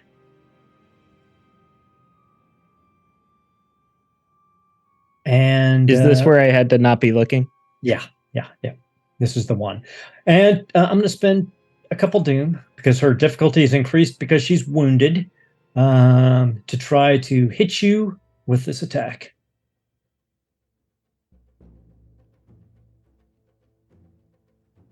Six successes.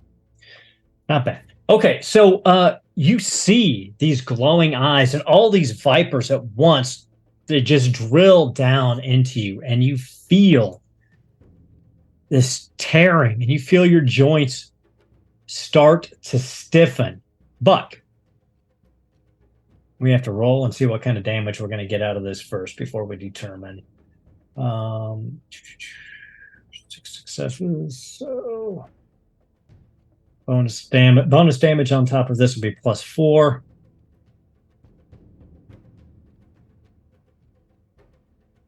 Oh, that's not It's bad. physical, not Oh, mental. It's physical damage.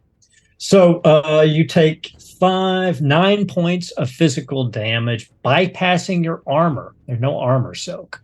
I don't have armor. Anyways, Okay. I only have 7 vigor. So that's Okay, all. so you take 2 wounds. One from going over 5 and then one from going down to 0. So take your vigor to 0 and mark 2 wounds on your box. She didn't roll any effects though, so the vicious does not come into effect, but you are stunned. So for you to take an action again, you have to give me a point of doom, and for you to take a reaction, you have to spend a point of fortune. Now, what this means for you though, is that you're turning to stone slowly. Spent the additional doom to start the petrification process. You will immediately begin suffocating and take one additional wound per round until dead, unless someone does healing checks on you every round to slow the petrification process. You do know that if Stefano is killed, or you get 3 successive healing checks, the petrification will be stopped. Now, since she rolled no effects, the difficulty on the healing check is only 1. What everyone sees as she turns and gazes in your general direction, you see Sobek freeze in place. And you literally start to see his fingertips start to turn to granite and slowly moving up his body, and his eyes go wide. But it is your turn. She's at close range, her eyes fully focused on the heretical priest of Set. Did he not hear me? Do not look at it. Did he not listen? So Roya will attempt to heal. Okay. So I'm assuming you're averting your gaze from her, so maybe you have your back to her as you attempt to heal. Yeah. Okay. Yeah. Okay. So you don't need to worry about having your eyes closed as long as you're not looking in her direction. You're not attacking, so you can do a heal check without any penalty. So I have to succeed at 3 of these? 3 in a row. So over 3 rounds. As long as you are succeeding, he is not suffocating. If you fail a check, his next turn, he will take 1 wound. He's already has 2 wounds at the moment. Okay, so I will... How am I doing with fortune? I'm going to hold on to the fortune. I will spend a momentum. Okay. Oh, come on. 3 successes. Nice. So you get 2 momentum back.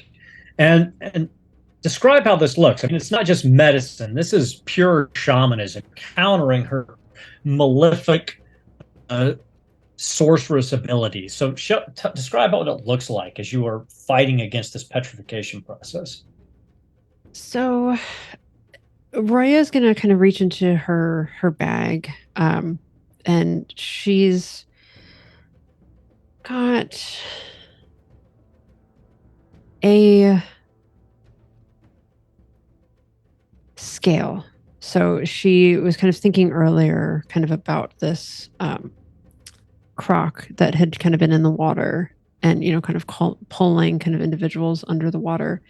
And that kind of reminds her that, given the sheer numbers of people that were there, they were easily able to kind of overtake this animal and, kind of use kind of all of it for food and, various needs. And so she has this, kind of scale from it. And so she sort of uses that kind of in conjunction with her beliefs. And so you sort of see her kind of doing this, kind of rubbing with it and then sort of, kind of doing this kind of patterned kind of touching kind of around Sobek's head and kind of shoulders and kind of doing some rubbing. And you just kind of see this kind of pattern that she's following.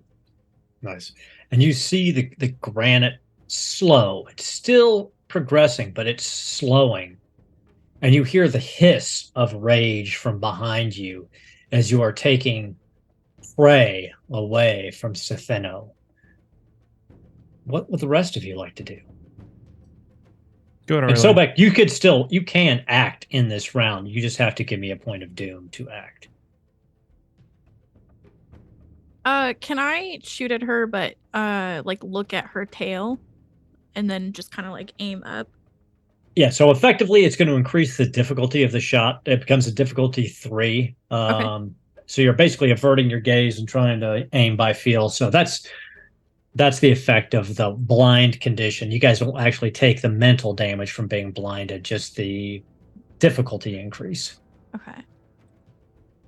So I am going to. But you've got fortune, you've got 3 momentum, you can give me doom, and she's still vomiting these snakes up, and it's racking her body. She suffered badly from that sorceress attack. I mean, her jaw almost broke and distended from these snakes coming out. You can see her throat is bulging. You know, in fact, that if she was a living person, it probably would have killed her. 5 successes. Well, that's fantastic. So, you only needed 3, so you've got 2 additional points of momentum. You can use those for damage or anything you'd like. As the arrow sinks into her flesh. And then I just want to refresh. I'm using my quick release ability or talent. So when using a ranged weapon with a volley quality, I can spend my minor action to increase my rate of attack, allowing me to spend 2 loads. So I gain a bonus d20 plus 1 CD damage per load spent. Fantastic. So if you spent 2 loads, you get 2 bonus damage dice. Cool.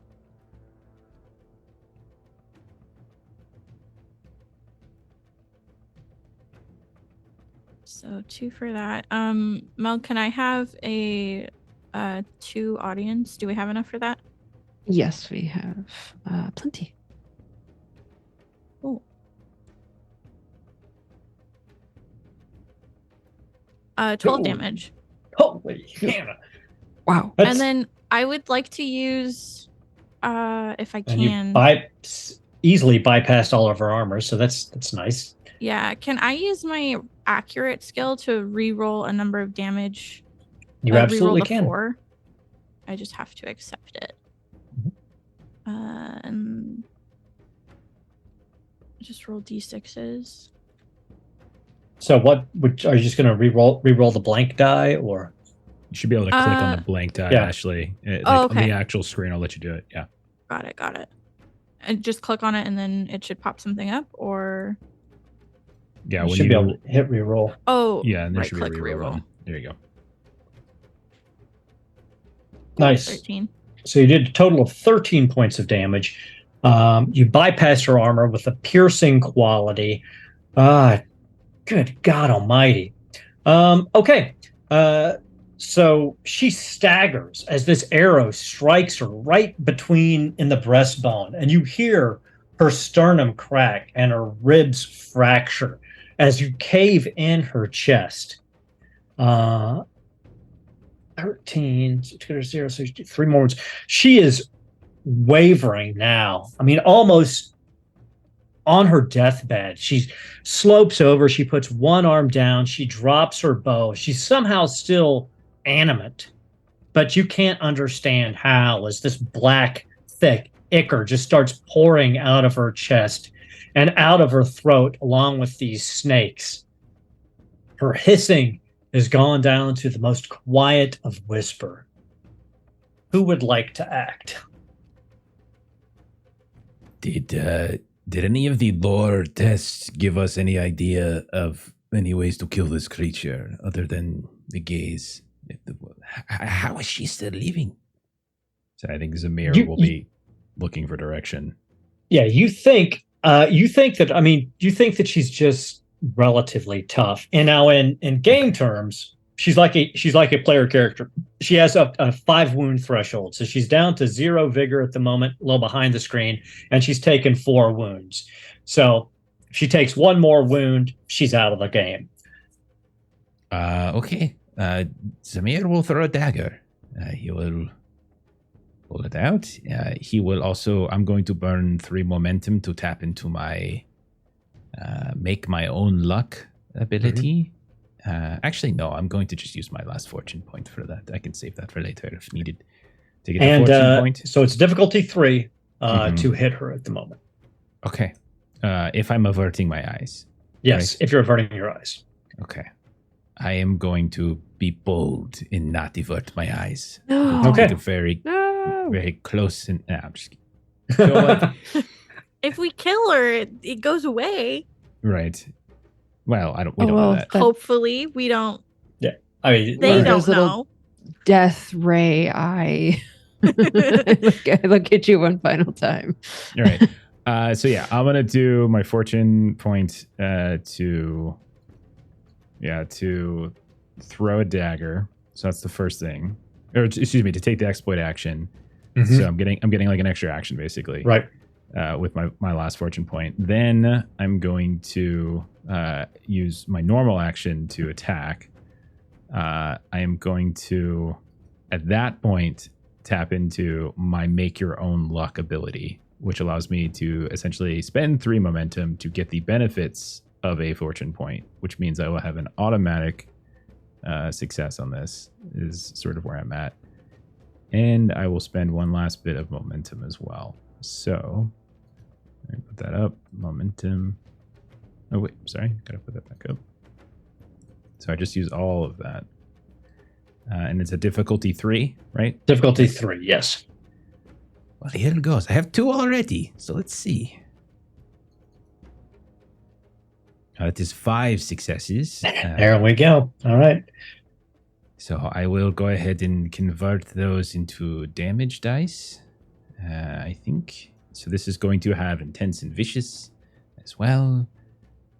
So yeah, or I'm going to convert this into I'm going to spend the momentum to convert that to my damage. And then I'll go ahead and take an audience dice too, just to be safe in case I roll absolute crap. Sure. Because that has been the theme. All right, 7 physical damage. Oh, jeez. Do I have that reroll ability thing too? Now remember, you can spend momentum to reroll damage dice. 1 momentum, and you can reroll as many damage dice as you want. Yep. Yeah, I have something else too that I'm trying to remember the name of it.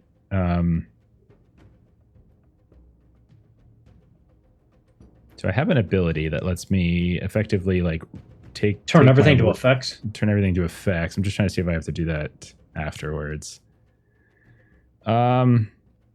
Yeah, when rolling damage, I can spend 2 points of momentum in order to count every pool in the dice as an effect instead of what actually was rolled. So I'll go ahead and just do that. Okay. So then that means it's just going to be straight effects across the board. So it's 10 points of damage since it's all vicious. Yeah, 10 points of damage, intense. And you also got piercing, right?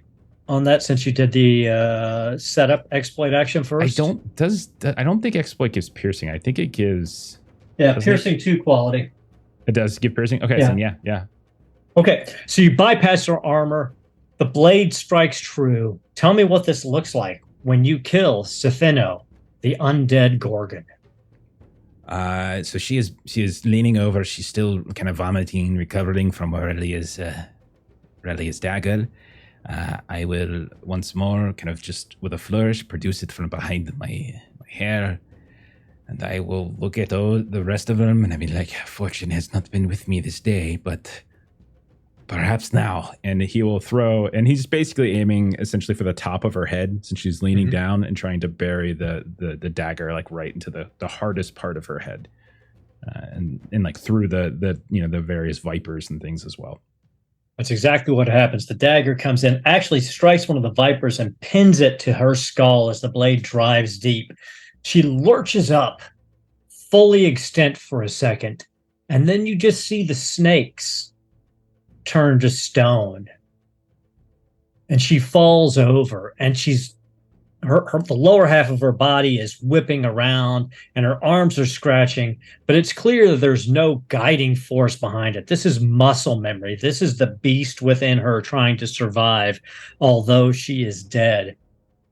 Roya, at that moment, at the moment that her snake hair turns to stone, all of the granite that was was infecting Sobek, but is pulled by your shaman healing, and it races actually into your fingertips, and all 10 of your fingers turn to stone, but flexible stone.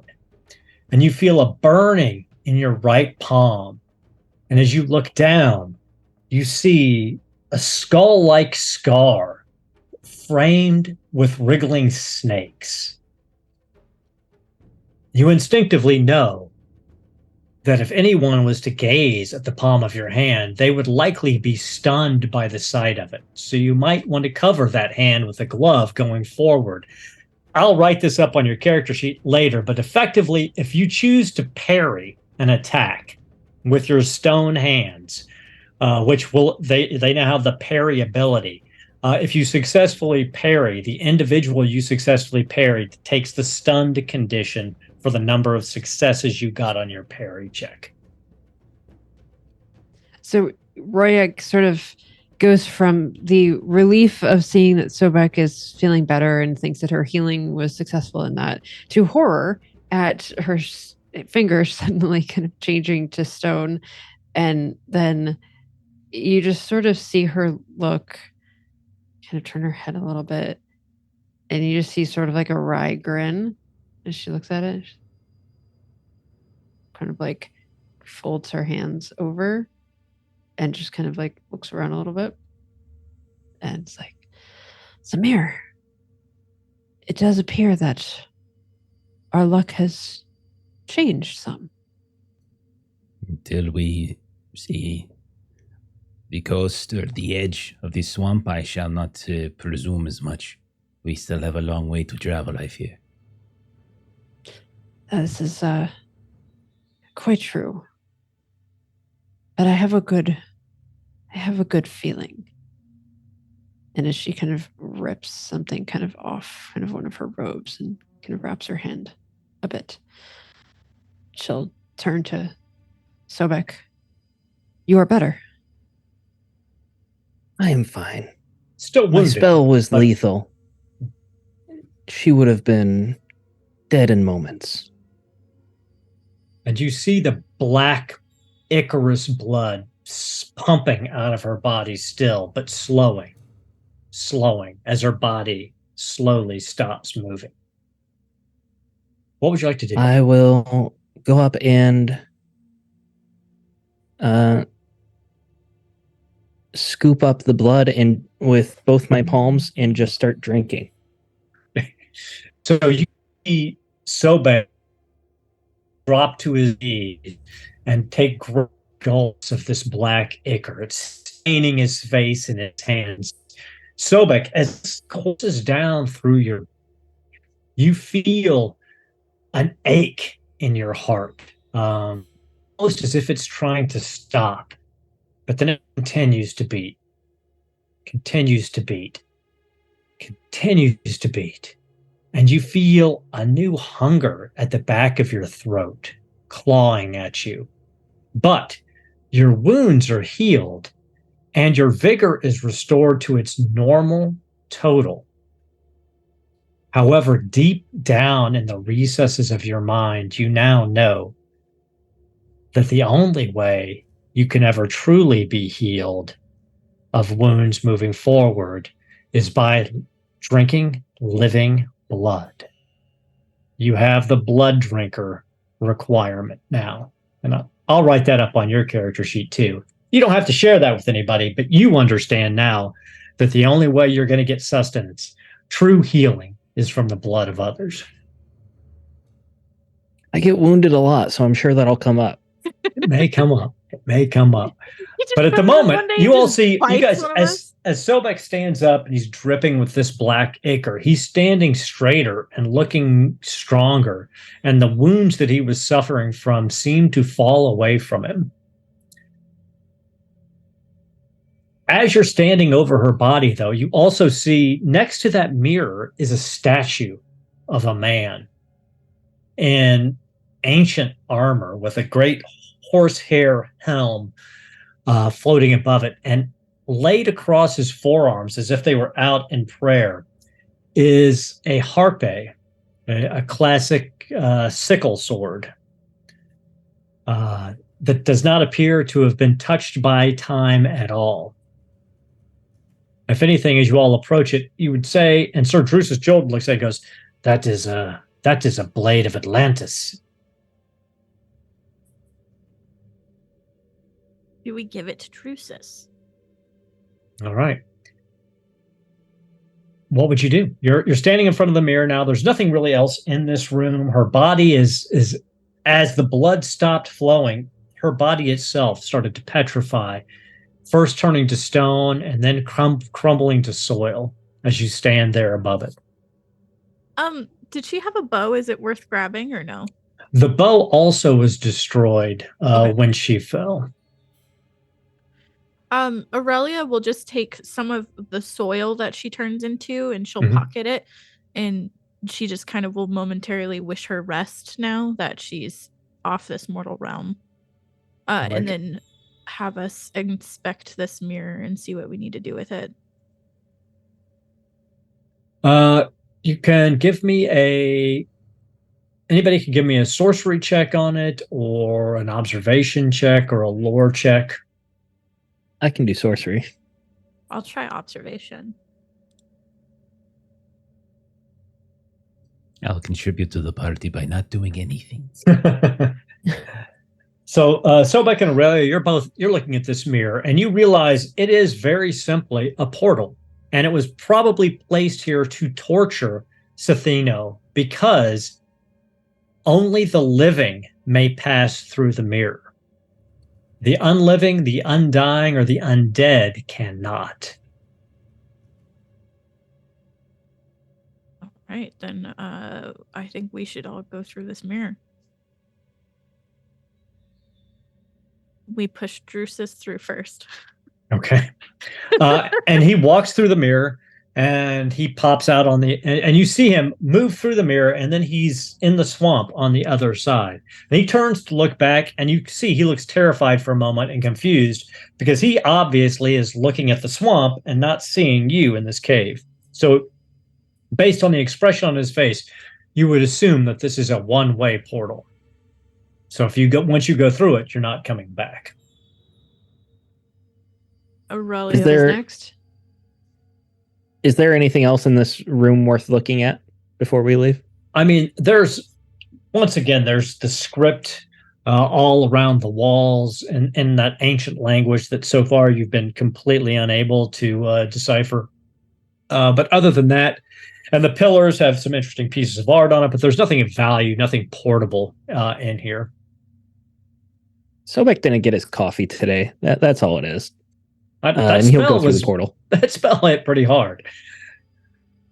So Sobek, you walk through the portal. You also realize that you're, on the other side of a one-way portal. Middle of the party feels like a good time to push her through. Okay. Yeah, exactly. Okay. So does How's everybody go that? through the portal? Yeah. You find yourselves on the other side of the portal. It's going towards evening. You don't actually think you spent that much time in the catacombs or in that temple. I mean, you think it should be no more than noon, but it's early evening, so perhaps the portal, as you pass through it, took longer than you would expect. But when you look up, give me an observation check so you can orient yourself on where you are in the swamp. You see where the moon path is pointing. Oh, me? Anybody who wants to. This isn't your hourly check. This is just I a defer normal. to you, Aurelia. It is been that Observation is Aurelia. This is just a normal difficulty 1 observation check to figure out where you're at. But we can also roll complications. Or you could roll a survival check. Either one. Yes, but Uh, I'll roll it if you want. I'll roll survival if that's cool. yeah, you're just trying to orient yourself.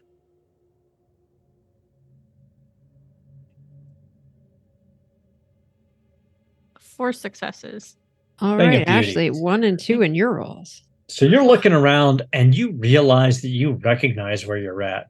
And in fact, you realize that just on the other side of a slow bend around from where you're pointing is the pier where you would summon Heibai Wuchang. Apparently, that mirror has taken you halfway across the swamp and a mere minute or two away from exiting the swamp. Hours, almost a day fantastic. ahead of the limit of time.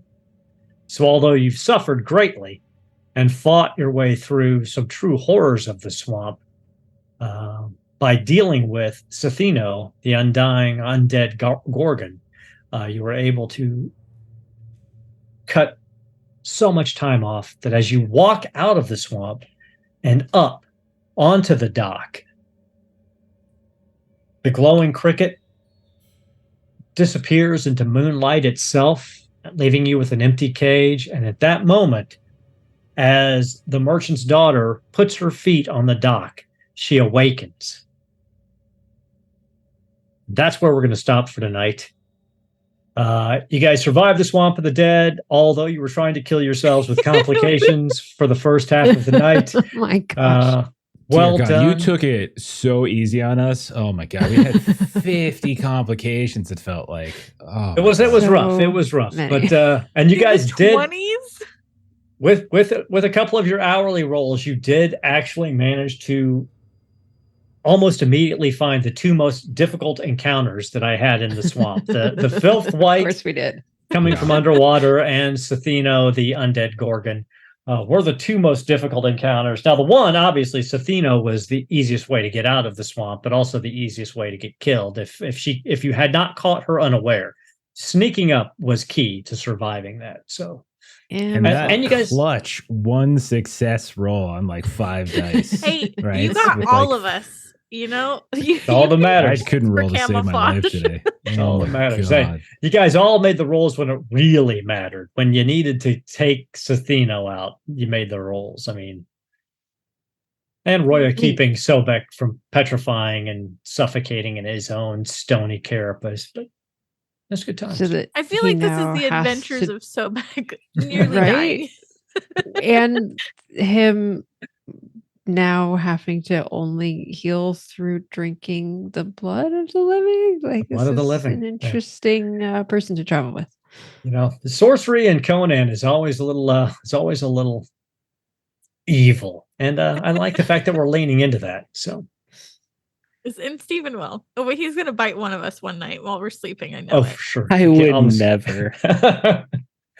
He's just leaning over Boya. He'll use the body gaze of eventually. Set on you to convince you that it was your idea. If you ask for it, that's different. I mean, My own gaze back from my hand now. That's a So, good Yeah, point. sure. How far that takes you. So in 2 weeks we'll make our way back into the city of Paikang. We'll turn the merchant's daughter over. You guys will get paid, and you'll get the ancestral bow handed off to you, and then you could decide: are you going to try to save a village? Are you going to head up to a monastery and deliver some swords, or what? So with that, I want to thank everybody who's watching us live, everybody who's watching us later on YouTube. I hope you enjoyed it as much as I enjoyed watching all those complications. Jeff, I'm going to turn it back over to you. Lead us out. All right. So tomorrow, you can see all of us again, everyone here, and our friend Evan, who, if you watch any of our Thursday night games, Aaron and I have been playing with Evan for a while now, Octon Cthulhu and various other games as well. He's going to join us. He's going to take long seat as we are going to be playing for a couple weeks. We're going to be playing some Twilight Imperium, or Embers of the Imperium is what it's called. It's a Genesis system. Recently came out in the last 2 months or so. The setting book came out. So we're going to be doing that for about 3 weeks while Long's out of the country. So One Ring is on like a 3-week break. Then on Monday, we are going to be back to Holler for Savage Worlds. You can catch Melissa and I in that game. And then Steven, what's going on Tuesday? Yeah, Tuesday, last session, when we played Forbidden Lands, I threw 2 of the most powerful creatures I could at you, and you easily destroyed both of them. However, I was able to sink your boat, sort of. So next Tuesday, we'll be having the sinking of the Titanic episode. Should be fun. I think we've done we got to find like the floating table so that there'll be a door somewhere. So Gunk sinks. can hold on to Bacho's hands. Yeah. Gunk a door that miraculously will only support the weight of one person. I mean, that's Gunk's physics. very small. We all believe that, right? I think Bacho could fit on the same door so, as too. Gunk. I'm pretty sure. Just for the drama, and then he We'll swims back survive. up and gets off. Yep. Botch is like, oh, forget that. That's cold. I know. That's the Wilford thing. definitely not doesn't just make water. it, though. It's No, ice, Wilford's definitely frigid make it. water. Like that's what it is. So that's the other thing. Do we Oh, drown true. or do we freeze to death? 50-50. And then next Friday, we're going to be playing some Black Sword Hack as we just finished up Blade Runner last week. So while Long is away, we're just going to do a one shot before we start up some Delta Green later this month. So next Friday, we're going to be doing some Black Sword Hack. And in 2 weeks, we'll be back from our Conan. So that's where we're at. Yep. So thank you to everyone who hung out tonight. Thank you to all of you who threw out some bits and some subs and all that good stuff. And we're going to go ahead and raid our friends over at Defenders of Cobalt who are playing Universe Ball Anthology. So it is as weird as you would expect for a game from the Defenders. So click on that raid and we'll see you later. Bye-bye. Good night.